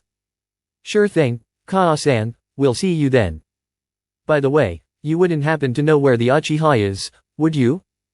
I think it's time we paid him a little visit, Naruto said with a mischievous grin, matched by the wicked smiles of his companions. That sounds perfect. He's usually at your old training grounds. The council forced Kakashi to train him privately, hoping he'd gain the power to avenge his clan, whatever that's supposed to mean. They're there most of the time. Tsunade trailed off when she realized the three were laughing uncontrollably. What's so funny? She asked, confused. Remember that fight I had where Akai-chan saved me, and we became friends? Naruto asked, receiving a nod. I was fighting Itaki and Kisame. I managed to surprise Kisame with a blood blade, but then Itaka tried to use Tsukuyomi on me. It backfired, though, and he ended up trapped in Akai's cage. The look on his face before she crushed him was priceless, Naruto explained, and they all burst out laughing. Wait, so you mean he's been training non-stop for a year, and the very person he wanted to kill has been dead for 3 years? Tsunade laughed in disbelief. Oh, I have to see the look on his face when you tell him. It's going to be priceless. It's a deal, Kaa-san, Naruto agreed, leading his lovers toward the door. For now, though, we just want to have some fun with him. See you tomorrow. Why didn't you tell him? A voice inquired after Tsunade shut the door. She turned to find her assistant glaring at her, though the effect was dampened by a trail of dry blood from her nose. I'll talk to him tomorrow. I wanted them to enjoy one peaceful day in the village before everything turns into chaos. After leaving the Hokage's office, Naruto and his companions made their way to the old Team 7 training grounds, eager to reconnect with the last remaining Uchiha. When they arrived, they found a scene that was both infuriating and sickening. In the middle of the training field, executing one move after another, was Kakashi Hatake, with his headband now level with his forehead and an eye patch covering his left eye. However, it wasn't Kakashi that angered the three newcomers, it was the sight of Sasuke Uchiha standing a few feet away, mirroring every technique with his gifted eye, a superior smirk plastered across his lightly scarred face. Is this how you always trained when we weren't around, Kakashi, or is this a new trend? Naruto asked as they approached, holding back the urge to cheer at the terrified look on Sasuke's face. If only they weren't so furious. And Naruto? The silver-haired Jounin stammered, his remaining eye widening at the drastic change in his former student. Hey Kakashi. I would ask how you've been, but judging by the situation, I can take a guess, Naruto sneered, not even bothering to glance at the fuming Uchiha. Naruto, what happened to you? Kakashi asked, still unable to grasp the full scope of the transformation. Let's just say a lot, and leave it at that. What happened to you, though? I always knew you were a bit of an Uchiha fan, but giving him your eye and getting involved in this disgusting training, I never thought you'd fall this far. Kakashi couldn't defend himself, Naruto was right. He had fallen, and he knew it. I know, he muttered wearily, averting his gaze from Naruto. Then stop. You may not be able to undo everything you've done for the arrogant jerk, but you can stop enabling him. Teiwa yelled, frustrated by the legendary shinobi's pitiable behavior. Don't you dare talk about Sasuke-kun like that. A voice screeched from the distance. Turning toward the source, Naruto couldn't help but sigh at the sight of Ino and several other women, presumably Sasuke's wives, advancing with outraged expressions, attempting to look threatening. Of course, none of them intimidated the group in the slightest. What the hell do you want, you pathetic fangirls? Teiwa shouted, causing Naruto to sigh once more, knowing exactly what was coming. What did you call us? The blonde shrieked, making both Naruto and Akai wince as their sensitive ears were assaulted. For the love of all things sacred, would you shut the hell up? Naruto roared, unconsciously releasing a fraction of his demonic aura, more than enough to send the group of Kunoichi to their knees, gasping for air. You've got to be kidding me, he murmured, realizing the effect, before quickly reining in his pressure, giving them a moment of relief. This is why I despise fangirls. They're so weak, yet they're labeled as Kunoichi like the rest of us, Teiwa spat, drawing a smile from Naruto for managing to avoid swearing in 2 full sentences. Idiots, she added, causing his smile to fade as he shook his head lightly. Who are you calling weak? Ino screamed as she charged at the redhead, only to have her punch caught and used to toss her back into the group of stunned girls. You. Useless trash like you makes it hard to be taken seriously as a Kunoichi. Now get out of here before I lose my patience and show you what a real ninja can do. Teiwa threatened darkly, causing the women to look to Sasuke for support. What are you staring at him for? I'll kick his pathetic ass too if you don't get the hell out. Sasuke seemed poised to retaliate, but one look from Naruto was enough to silence any objections. Ino and the others retreated in a huff, upset by their husband's indifference, a situation that was hardly unusual, as it happened almost daily whenever they ran into the Hokage or the Roki 12, all of whom criticized the women for blindly following the traitor simply because of his name. Once the women were gone, Naruto placed a comforting hand on Teiwa's shoulder, calming her down. Sasuke chuckled from the sidelines. You have something to say, Sasuke? Naruto yelled, startling Kakashi, though Sasuke stood unfazed, his pride as an Uchiha once again overpowering any sense of self-preservation, once again. I just find it amusing how you are always chasing after my leftovers. First it was that fool Sakura, and now this lowlife. Sasuke's taunting words were abruptly interrupted as a fist was driven into his gut, causing him to collapse to the ground, coughing up blood. Without saying a word, Naruto withdrew his fist, spun around, and slammed a punishing kick into Sasuke's face, sending him skidding along the ground. Barely coming to a halt, Sasuke felt Naruto land on his back, driving his knees into his spine with a sickening crack. As Naruto remained perched on his former comrade, he yanked Sasuke's head back by his hair, hearing another snap, and then whispered coldly into his ear. Remember this, Uchiha. I spared your life that day, but since then, it has been mine to claim. If either I or any of my allies ever feel the need, I won't hesitate to take it. Naruto released Sasuke's head, letting it fall back to the dirt. Let's relive that moment, shall we? The first time you unleashed that vile curse mark. Sasuke's eyes widened in terror as memories of what he had done in the forest of death came rushing back. You can't do this. Sasuke gasped, struggling to breathe as Naruto's weight pressed down on him. Oh, but I can, Naruto responded with a smirk as he grabbed Sasuke's arms. Let's see how proud you are of them now. Naruto, stop. Kakashi finally shouted, his voice snapping him out of his stupor. Naruto turned and shot a harsh glare at his old teacher. Funny how you've become just another fanboy of the Uchiha, Kakashi, he sneered as he raised Sasuke's arms, overpowering the feeble resistance. Naruto, if you don't stop, I'll stop you. Kakashi warned, moving into a ready stance. The blonde ignored him, continuing to raise Sasuke's arms until a painful scream escaped the Uchiha. With a final harsh motion, Naruto let Sasuke's arms drop, maintaining eye contact with his old sensei before getting up and walking over to his companions. The women followed him silently, each giving Sasuke a look of disdain before they left the scene. After the confrontation with Sasuke, the group visited Naruto's favorite ramen shop. The atmosphere was a welcome change, one of warmth and peace that had been missing since their return to Konoha. After spending hours there, they finally headed to the hotel where they would stay until they found more permanent accommodations. The next morning, they made their way to the Hokage's office. Their minds were buzzing with speculation about what Tsunade might have to say, each of them imagining different possibilities, from her marrying Jiraiya to announcing Naruto as her official successor. However, they soon decided that guessing was pointless and walked in silence, knowing each other well enough to simply enjoy the moment. Upon their arrival, they were quickly ushered into the village council's conference room. The abrupt change in location set them all on edge. What's going on, Nichan? Naruto asked, confused. Sorry, Naruto-kun, but Tsunade-sama said it's something that involves the council, so it must be done here, Shizune explained, offering him a comforting hug as she ignored the disgruntled murmurs from the two women following behind them. Taking a breath, Naruto entered the room, bracing himself for whatever awaited them. Good morning, Kaa-san, counselors, Naruto greeted as he sat down across from the council, with Tsunade at the head and his group on the opposite side. Thank you for coming, Naruto-kun, Akai-san, Teiwa-san, Tsunade began. As I mentioned before, I have some important news to share. Unfortunately, it requires the presence of the council.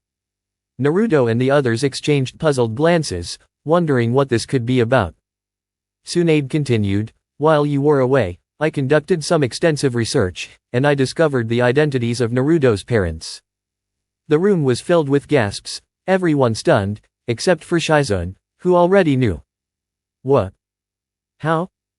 The third Hokage told me no one could ever know, Naruto exclaimed, his voice filled with shock and anger. Tsunade sighed. I'm sorry, Naruto, but the third Hokage himself kept it hidden. He did it to protect you, knowing that your parents, especially your father, were well-known figures with many enemies. If anyone had known who you were, they wouldn't hesitate to target you.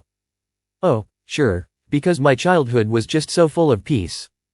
Naruto yelled, his overwhelming aura spilling out, causing the council's civilian members to struggle for air. Akai grabbed his hand gently, offering a calming squeeze. Take a deep breath, Naruto-kun. Let Tsunade-san finish what she has to say first, then we'll decide how to handle this. She whispered in his ear. Naruto took a deep breath, nodding in response but keeping his aura in check, letting the pressure build just enough to make the council squirm. As I was saying, Sarutobi-sensei kept your parentage hidden, thinking it would protect you, Tsunade continued. He was meticulous in making sure no one could discover the truth. After months of searching through hospital records, I found that only 6 women were pregnant at the time of the Kyuubi's attack. Of those 6, 4 are already accounted for, leaving only 2 possibilities for your parents, Kenji and Shima Yazuki, a civilian couple, or Minato and Kushin and Namikaze, The yondaime and his wife. She smirked at the stunned faces of the council. No way. Teiwaya blurted out, echoing the disbelief of everyone present. Are you certain, Kaa-san? Naruto asked softly, his voice full of uncertainty. Tsunade nodded firmly. I am. I dug deeper and found your birth certificate. I even ran DNA tests between you and the yondaime. The results are undeniable. You're the son of Konoha's greatest Hokage. Naruto turned to the women who stood by him. Tsunade and Shizen wore supportive but concerned expressions. Teiwaya looked still shocked, and Akai appeared deep in thought, her face filled with regret. Akai-chan, what's troubling you? Naruto asked, sensing the unease in his companion. I should have figured it out earlier, Naruto-kun, Akai said, guilt evident in her voice. It makes sense now. The yondaime would use his son. The resemblance between you two is uncanny, especially without my influence. I should have realized it sooner. It's alright, Akai-chan, Naruto reassured her. I thought learning about my parents would bring me peace or closure, but I already have that thanks to you and Teiwaya-chan. This doesn't change who I am or what I've lived through. Actually, you're mistaken, Namikaze-san, Helmira, one of the council elders, interrupted. With this revelation, you're officially the last of the Namikaze clan. That means you have certain duties to uphold. If you're referring to the Clan Restoration Act, forget it. I already have 2 wonderful women in my life, Naruto declared firmly, holding Teiwaya and Akai's hands. If I ever decide to take another, that's up to me and you have no say in my personal choices. You misunderstand, Namikaze-san, the elder continued, his voice gaining an authoritative edge. The laws of Konoha require that the last member of a clan take at least 4 spouses to ensure the bloodline continues. Moreover, these women must meet certain standards, and your current choices.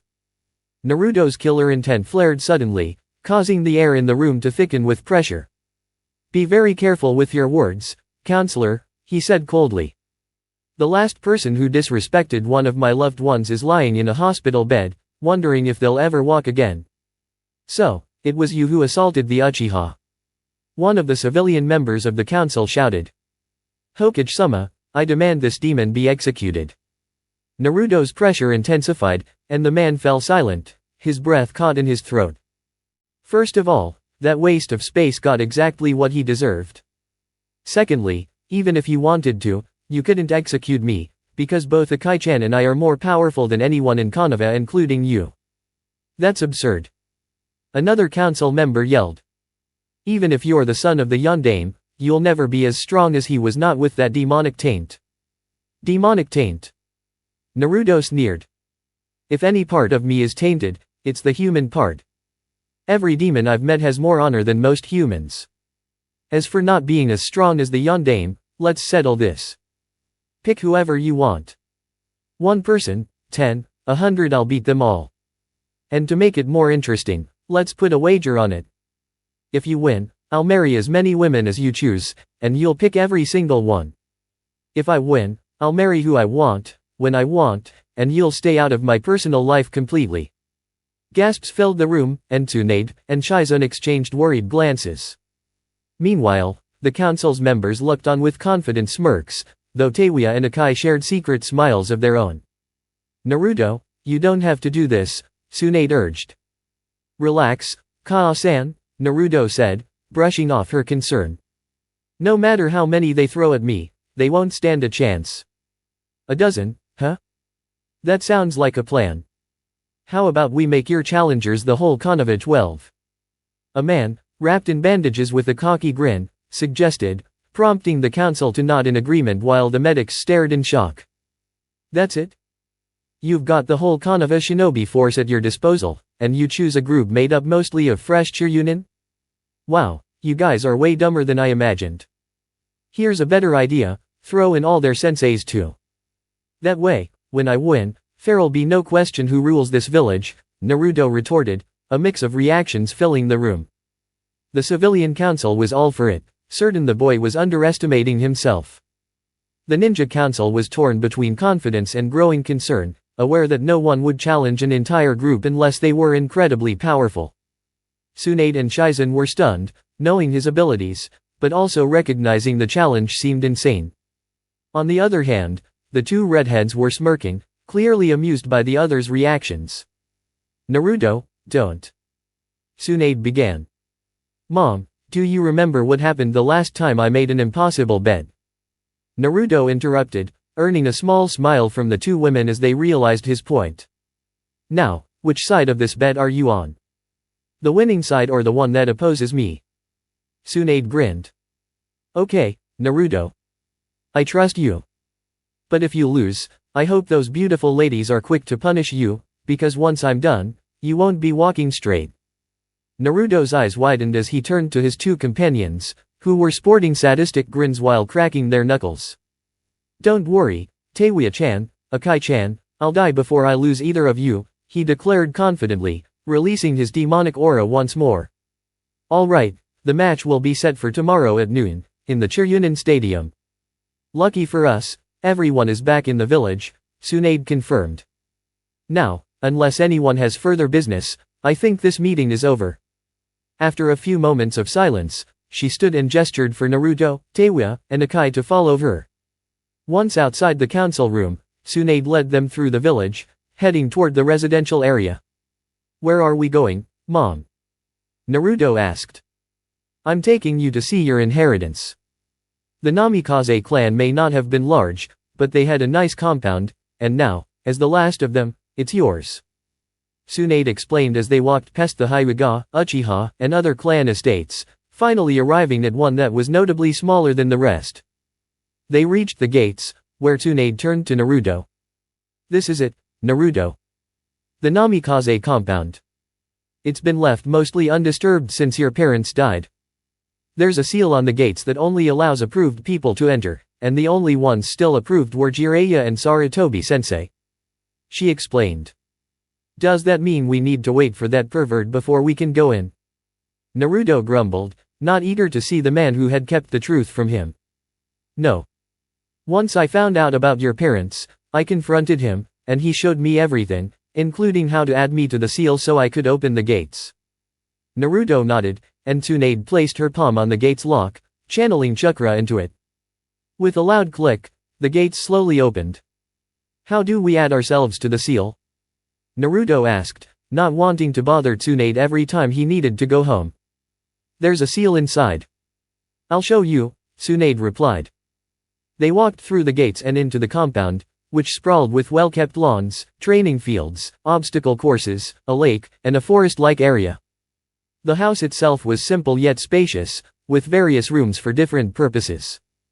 The three of them agreed to settle in the master bedroom while one of the smaller rooms would be used for clothes and personal items, though Naruto usually wore his bloodied clothes, and both women hadn't had much to store until recently. After the tour, Tsunade and Chizun said their goodbyes, leaving the three to settle in before the big day. Once their guests were gone, Naruto turned to his two companions. So, what do you want to do now? Both women exchanged smirks and glanced at each other before returning their attention to the blonde. How about we christen our new bed? Teiwa suggested, making Naruto's grin widen to match theirs. Sounds good to me. Kage Bunshin no Jutsu. He called out, summoning a single clone. Each Naruto grinned as they walked over to one of the women, picking them up bridal style and carrying them to the bedroom. The next morning, Naruto stood with his two lovers in front of Tsunade, Chizun, and the entire Konoha 12 along with their senseis. Sasuke was notably absent, still recovering in the hospital despite his protests to join the match. The rest of the group had arrived early, engaging in light conversations as they caught up with one another. The exceptions were Ino, who was fuming over what had happened to her husband, and Sakura, who couldn't bring herself to face Naruto after their past interactions. There was also a pale man, a stranger to Naruto, who appeared out of place. The chatter stopped abruptly when the village council entered, led by Danzo and the elders, all radiating smug confidence that left Naruto torn between laughing and showing his irritation. I'm surprised you actually showed up, Namikaze-san, the grizzled veteran sneered, provoking laughter from those who knew Naruto. Did you lose your mind along with that eye, you old fool? My name's Naruto Uzumaki Namikaze, and I've never backed down from a fight, no matter how impossible the odds. Why would I start now, especially when everything's on the line? The red-clad shinobi retorted, his tone dripping with disdain, causing Danzo to narrow his visible eye in response. You insolent little dash. Enough, Tsunade interjected sharply, silencing the old man immediately. We didn't come here to talk, we came for a fight. The match will follow the standard Churyunin exam rules. That means anything goes, but I'll be the referee, and if I step in, the fight stops immediately. Understood? She asked, receiving nods from all the participants.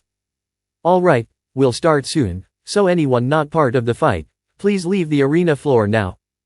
The council, Shizune, and Teiwa and Akai, who wished Naruto luck before heading to the stands, complied. Once the arena floor was cleared, Tsunade turned to the fighters, who stood in a line facing the confident-looking Naruto. Everyone ready? She asked, receiving silent nods. Begin. She declared, leaping back to a safe distance. Wow, this feels kind of nostalgic, doesn't it? Too bad Sasuke couldn't make it, he's always so much fun to beat, Naruto laughed, earning an outraged shout from Ino. Don't you dare call him that, you demon. I'll make you pay for what you did to him. She screamed as she charged at him, brandishing a kunai. Naruto casually grabbed her wrist and squeezed hard, shattering the bones and forcing her to drop the weapon. She cried out in pain, only to be silenced when Naruto swiftly chopped her neck, knocking her out cold. He nonchalantly tossed her limp form towards Tsunade, who caught her and handed her off to the medical team stationed nearby. Now that we've dealt with that, let's get to the actual fight. Who's next? He asked, just as Kiba leaped forward with a battle cry. Gatsuaga. Kiba shouted as he and his transformed partner charged, spinning into tornado-like projectiles. Naruto smirked and summoned his blood to form a protective barrier, including a cloak, mask, and other materials. Most of the younger ninjas had to shield their eyes as the attack sent up a huge cloud of dust. When it cleared, the two Kiba stood before Naruto's undamaged blood wall. Again, Akamaru. One of them yelled, and they rushed at the barrier once more, only to meet the same result. However, this time, they didn't stop and continued their assault, battering the wall with relentless force. After a dozen hits, it seemed the wall was breaking, with one of the spiraling Kiba finally managing to create a hole. But it was a trap. As the hole caved in, the spinning form was quickly ensnared, the pressure of the blood restraint growing tighter, and Kiba's struggles intensified. The other Kiba stopped in his tracks, rushing to his trapped partner's aid, barking frantically. It was then revealed that the one caught was the real Kiba. Naruto grinned, extending his hands as he manipulated his blood, watching as it morphed into two distinct forms. One quickly ensnared the struggling Kiba, while the other swiftly encased Akamaru in a matching sphere of crimson. Though he had no intention of killing them, Naruto gestured again, causing the blood prisons to spin rapidly. In an instant, they liquefied and hurled their occupants with tremendous force, slamming them into the arena walls, knocking both unconscious, but leaving them unharmed. Kiba-kun! Hinata shouted in alarm, rushing to their side, with Sakura joining her, surprisingly using medical techniques to tend to Kiba's injuries. Naruto glanced at Tsunade, questioning her. She shook her head. Not me. After you left, she started volunteering at the hospital, eager to contribute to the village. Apparently, she's quite talented, but it's not surprising she's always had perfect chakra control, Tsunade explained, earning a nod from Naruto. Before Naruto could respond, he suddenly found his body frozen, unable to move. He could only shift his gaze to see Shikamaru, standing nearby with his hands placed in his family's seal. His shadow stretched across the ground, meeting Naruto's form. Shadow possession successful. With your body frozen, your blood shield won't work. Chuji, it's your turn. Naruto strained to make out Chuji, standing next to Shikamaru, preparing a jutsu. Despite all he had experienced, Naruto felt a slight unease when Chuji's arms grew impossibly large and swiped at him. Had he been anyone else, the sight might have caused worry, but Naruto was prepared. His blood wall diverted from its course and intercepted Chuji's attack, holding his massive arms in place. Naruto chuckled softly as he saw the shock on their faces. But how? Shikamaru stammered, dumbfounded that Naruto didn't need to gesture to control his blood and that it was strong enough to halt Tsuji's enhanced attack. Before anyone could process this new development, Naruto's blood tightened around Tsuji's hands and arms, effortlessly lifting him into the air despite the technique's enhanced mass. "Tsuji, cancel the jutsu!" Shikamaru shouted, but it was too late. The blood tossed the large shinobi aside, sending him crashing into Shikamaru and causing them both to lose their focus on their techniques. "Man, it's weird not having control over your body," Naruto remarked with a shiver. "Good thing I don't need to do anything to control my blood, huh?" he teased. His words were cut short when a sudden surge of chakra filled the air, followed by a barrage of weapons, insects, and what seemed like floating constructs. Naruto raised an eyebrow at the unusual combination before the attack consumed him in a cloud of dust. For a brief moment, everything fell silent, but the silence was shattered by a deafening roar and an overwhelming pressure of chakra that forced many in the audience to their knees. The blast of chakra dispersed the dust, revealing a transformed Naruto or what appeared to be him. Where Naruto once stood, a massive, monstrous figure now crouched, towering at over 6.5 feet with a muscular build that dwarfed even Guy's. Its shape was humanoid, but with notable differences. Its hands were tipped with inch-long claws, and its face was featureless, lacking ears or a nose. The eyes were unsettling, flat and oval-shaped. The most frightening part, however, was its gaping mouth, large enough to swallow a person whole, lined with countless razor-sharp teeth. A long, venomous tongue lashed out from its mouth, dripping with a strange substance. "And Naruto-kun?" Tsunade stammered, shocked by the transformation despite the briefing she had received. "Yeah, Mom. It feels great to finally be back in my true form," Naruto said, standing to his full height and cracking his joints, relishing the sensation. "Run, he's let the demon take control." One of the civilian council members screamed in panic, causing both Naruto and his companions to burst into laughter, with one of them gazing hungrily at Naruto's monstrous form. "Do I look like a massive, nine-tailed fox to you, you pitiful excuse for a human?" Naruto mocked. What on earth happened to you, Naruto?" Shikamaru asked, finally managing to move his hefty friend's body off of his and stand up. 16 years ago, a great fox spirit ravaged this village. Everyone's heard the story. But what most of us don't know is that creatures like that can't be destroyed by humans, so the fourth Hokage did what he could. He sealed her into his newborn child, which happens to be me. He explained, receiving shocked expressions from those present. However, Shino, Niji, and Shikamaru appeared less surprised. "But as you said, you don't look like that spirit. So what are you now?" Shino asked. "Well, after I left the village, I got into a pretty brutal fight with some rogue ninjas. I managed to take one out using my blood technique, but the other nearly ended me. I survived only because the fox spirit, the one inside me, stepped in and saved me." This revelation caused gasps and disbelief from the crowd, prompting Akai to mutter under her breath about narrow-minded humans. After that, the fox and I actually started to form a bond, and, eventually, it became more than that. The room was filled with more gasps and outraged cries from the council. "Does that mean you're into men?" Tenten blurted, causing Naruto's monstrous form to facepalm dramatically. "No. Akai-chan is a woman," he yelled, causing everyone to turn their gaze to Akai. She simply smiled slyly and waved, causing even more facepalming from those around her. "Are you saying she is the fox spirit?" Shikamaru asked, to which both Naruto and Akai nodded. "But how is she outside of the seal?" he questioned, causing Naruto to raise an eyebrow, or at least, look as though he would if his form allowed. "That's your question?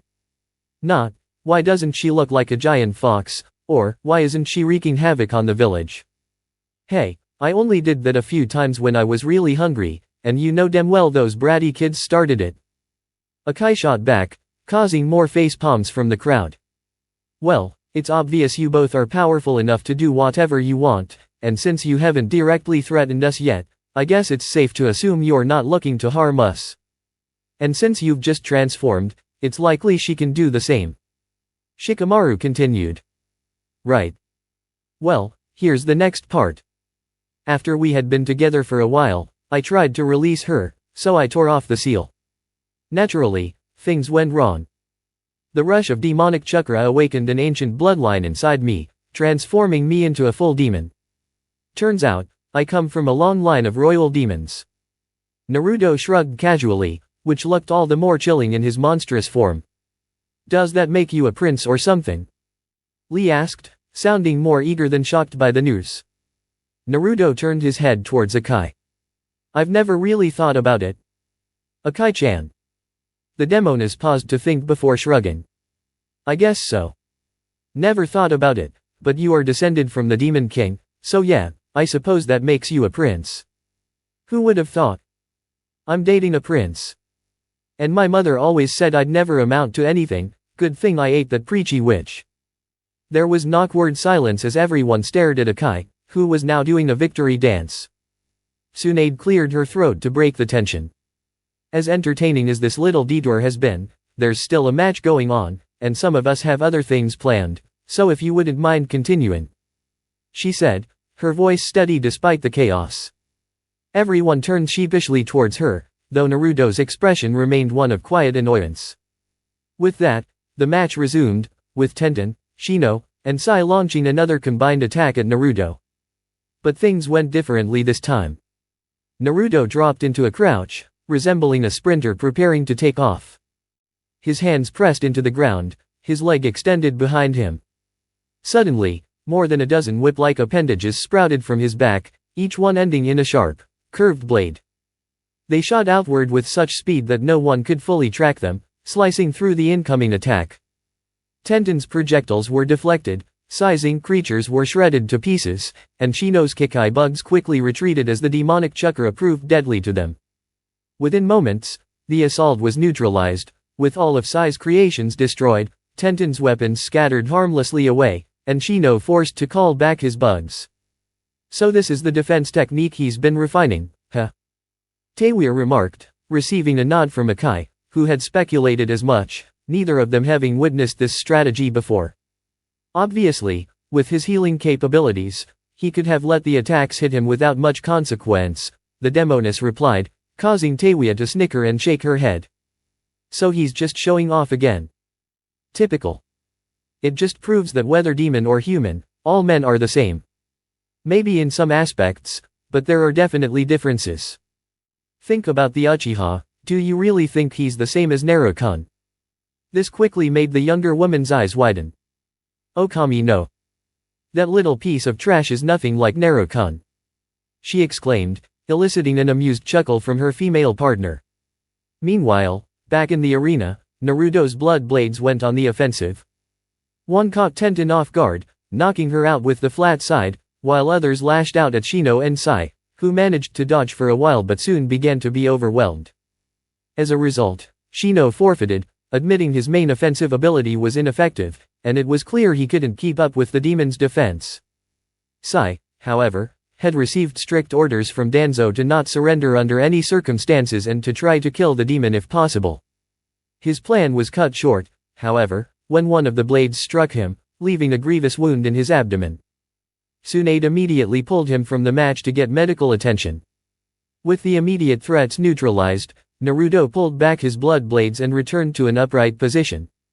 As he surveyed the field, he noticed teammates Sensei, Kurane, struggling with a series of hand seals, seemingly to no effect. Realizing what was happening, he turned to her, catching her attention. If you are attempting genjutsu, you might as well save your chakra. In this form, my senses operate differently from a regular human's, so your techniques won't disrupt them, he said before turning around, only to find himself caught in Shikamaru's cage main.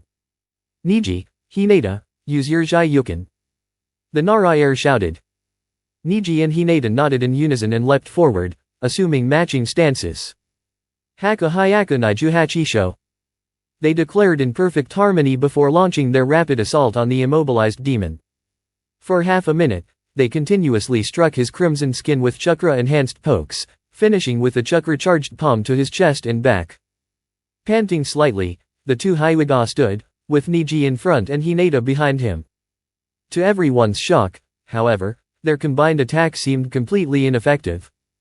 Naruto stood unscathed, casually brushing his chest where most of their strikes had landed, as though removing dust. Well, would you look at that? It seems my demon form is immune to your Jai-Yuken.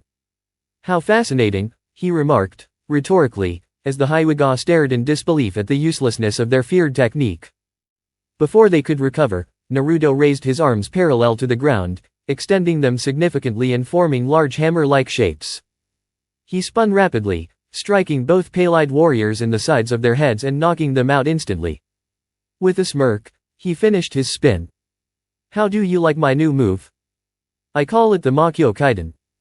He chuckled at his own joke, but it was cut short when a powerful fist collided with his cheek. Shaking off the daze, Naruto could make out two green blurs circling him. His grin widened as he realized he was about to face a real challenge. Konoha Daisen. Guy and Lee shouted simultaneously as they both leaped forward, delivering powerful spinning kicks, Guy aiming for Naruto's head and Lee targeting his thighs. The attacks landed at the same time, sending the demon into a full cartwheel in the air before he managed to land in a crouch.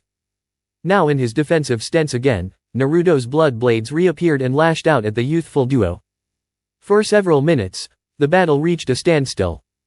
Guy and Lee were too fast to be hit by the blades, but not fast enough to avoid them entirely, despite their techniques and the removal of their weights. Finally, the two green beasts paused, exchanging a look and nodding slightly before grinning widely. Kaimon, Huaman, Siaman Kai. They shouted, both enveloped in powerful chakra auras as they opened the first three gates. Naruto's grin grew even wider. He hadn't faced anyone this powerful in years, and now he was fighting two at once. Let's do this. He shouted as his own aura flared up, matching the intensity of the two Taijutsu specialists' releases, both of whom grinned, their thoughts mirroring the demons perfectly. In a split second, all three figures disappeared, and the arena became a whirlwind of green and red as the three powerful warriors clashed in an intense Taijutsu battle. It soon became clear, however, that Naruto was starting to be overwhelmed. While his speed and strength were comparable to the two intense fighters, their skill far outmatched his, and even his form-shifting abilities couldn't completely compensate for being outnumbered. After a minute of the audience seeing little more than three colored streaks, Naruto suddenly reappeared, crashing violently into the arena wall with such force that he continued through it and ended up in the fourth row of seats. As the dust settled, Guy and Lee appeared, both showing signs of the brutal exchange with several bruises and cuts across their bodies, breathing heavily from the exertion. Despite their condition, their faces were filled with satisfied grins, clearly relishing the rare challenge presented by a foe who could match their released forms. Their grins faded slightly when they looked to Naruto, who stood, rolled his shoulders and neck, and then jumped back into the arena. This is great. Haven't had this much fun since me and Akai-chan played volleyball with the Uchiha. He said, drawing a mix of laughs and angry stares. You're truly incredible, Naruto-kun. To match me and Guy-sensei with 3 gates opened is no small feat. Lee exclaimed, drawing nods from many of the audience who were impressed by the performance. Thanks, Lee. You guys are no slouches either. It's been ages since I've had a challenge like this, Naruto replied with a grin. Shall we keep going? He asked, prompting nods from the 2 Taijutsu masters before they all vanished again. As before, the arena was filled with streaks of red and green, along with the sounds of violent collisions. This time, however, it was Lee who was the first to emerge, crashing into a deep crater from a particularly hard impact. Guy appeared beside his student and checked on his condition. After a brief moment, Naruto stepped into view, standing at the edge of the crater. Sorry, Guy-sensei, I think the gates caught up with me, Lee admitted, his voice strained from pain. Don't apologize, my youthful student. You've shown that your spirit burns bright. Guy declared, pulling Lee into a proud, albeit tearful, embrace. Medics, take Lee off the field. He's unable to continue, Tsunade ordered, and a team of medical ninjas rushed to carry Lee away on a stretcher. I'm sorry about Lee, Guy. I didn't want to hurt him, but I didn't want to disrespect him by holding back, Naruto said, looking apologetic. Don't worry, Naruto-san. Most of Lee's injuries were caused by the gates, and the medics should be able to heal him easily. I'm sure Lee would consider it an honor to face you, so thank you, Guy said with a respectful bow. Shall we keep going? Of course. But first, Xiaoman, Taman, Kaiaman Kai. Guy shouted, releasing an immense surge of chakra as his body radiated red energy and his eyes lost their pupils. Naruto's grin widened even further as he also boosted his chakra to match Guy's, the immense pressure of their combined energy making even the strongest of the surrounding shinobi wince. Without another word, the two warriors vanished once again, moving at speeds that even those using dojutsu struggled to follow. The only indication that the fight continued were the overwhelming chakra signatures and the constant booming impacts that reverberated throughout the arena. After several minutes, a sound of laughter caught everyone's attention. They turned to find Akai, now revealed as the Kyuubi no Kitsune, laughing. What's so funny, demon? One of the council elders spat. Akai didn't turn around but kept her focus on the battle unfolding. You'll see soon enough, human, she replied with as much contempt for them as they had for her. Before the enraged elder could take any action, likely leading to his demise, a sudden gasp drew everyone's attention back to the arena. The council members were stunned to see Guy reappearing, though it was clear it wasn't by his own will. The energetic Jounin was on his hands and knees, clearly struggling to stay conscious. The sight of his shredded spandex and the battered flesh beneath it spoke volumes. Every inch of him seemed to bear cuts and bruises, making it look like he had been torn apart by some brutal force. His skin had reverted to its normal color, signaling that he had shut down the celestial gates. It was undeniable to everyone watching Guy, one of Konoha's most powerful shinobi, had been decisively defeated. The council's concern grew as Naruto also reappeared, seemingly untouched. To the onlookers, it appeared as if Naruto had somehow dismantled one of their strongest without even breaking a sweat. You should probably call in the medics, Kaa-san. His injuries are severe when you look at them together, but they aren't life-threatening yet, Naruto remarked, causing the shocked blonde woman to shake herself from her stupor and call for help. The medics quickly tended to the unconscious Guy, taking him away. Naruto let out a sigh, feeling his body lock up in resistance. This trick is starting to annoy me, Shika, he muttered as he looked at Nara, whose technique had clearly been intended to stop him. The Nara's concern shifted to fear as a blood-red blade slowly materialized from Naruto's shoulder and aimed directly at him. I give up, Shikamaru declared, releasing his technique. Naruto grinned and reabsorbed the blade back into his body. Tsunade, though a bit upset with the premature surrender, couldn't blame him given the circumstances. She gave a nod to the defeated Chiryunin, who acknowledged her with a slight bow before retreating to the stands. Turning to his remaining opponents Asuma, Kurane, Kakashi, and Sakura, Naruto observed their readiness. Kakashi and Asuma drew their weapons, still holding confidence in their chances. Kurane hesitated, clearly troubled by how ineffective her ninjutsu would be, and Sakura, well, she was a mix of fear and guilt. Naruto pushed those thoughts aside as the three Jounins moved in unison. Knowing Kakashi's affinity for ninjutsu, he decided against taking a defensive stance, aware that it wouldn't hold up against ranged techniques. Instead, he shifted into what he referred to as his offensive form. The inspiration for this form came from a strange movie he'd once watched about mutant turtles that fought like ninjas. The villain wore a suit of armor covered in blades, and while Akai had scolded him for taking inspiration from such a ridiculous source, even she had to admit it worked. He decided to fashion something similar, blades everywhere they could serve an offensive purpose. Naruto started the transformation at his feet, letting it spread across his body. The first blades sprouted from his ankles, with 3 extending along the top of his feet and curving out past his toes into claws, while another 3 hooked ones appeared at the back, extending behind his heels. Then came the blades on his shins, forming 4 short, upward-pointing spikes in a diamond formation. His knees bore thick 6-inch spikes with slight upward curves. His thighs and torso were left bare, as anything placed there would be too impractical to use effectively in a fight. On his shoulders, 4 3-inch spikes appeared in a diamond pattern, just long enough to inflict damage if he shoulder-checked someone but short enough to avoid stabbing himself when rolling his neck, a lesson he learned the hard way. The final features were the same ones used during his infiltration of Sasuke's room, a pair of 3-foot blades running along the tops of his forearms, extending past his fists and about 6 inches beyond his elbows. The 3 Jounins immediately stopped their charge upon seeing Naruto's transformed, even more menacing appearance. Shit. Asuma muttered, his cigarette falling from his mouth. Kurane, who would typically reprimand him for his language and bad habits, could only nod in agreement. Are you guys just going to stand there or are we doing this? Naruto taunted, but with the deadly features he now wore, it came across as more of a vicious growl than the playful banter of a teenager. Alright, let's go, Kakashi said, giving reluctant nods to the others, who resumed their positions and moved to face the walking weapon. Before the enraged elder could make a move that would likely seal his fate, a loud gasp echoed throughout the arena, pulling everyone's attention back. The council members watched in disbelief as Guy reappeared, though it was clear he had no control over his return. The once energetic Jounin was now on all fours, struggling to remain conscious, his body in tatters. His vibrant spandex was nearly shredded, and beneath it, his flesh was bruised and lacerated, as if he had been through a grinder. His natural skin tone had returned, signaling that he had forcibly closed his celestial gates. It was painfully obvious to everyone that Guy, one of Konoha's strongest shinobi, had been completely overwhelmed.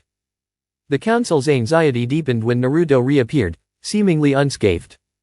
His body's unique structure allowed him to heal rapidly from even the most severe injuries, a fact the council was unaware of, and they were left to assume he had not even been touched as he had effortlessly torn through one of the village's finest warriors. You should probably get those medics over here, Kana-san. His wounds might not be too bad individually, but with all of them combined, he could be in real trouble, Naruto said, getting a nod from the stunned blonde woman, who immediately called for the medics to take the unconscious man away. Naruto sighed, feeling his body stiffen, refusing to obey his commands.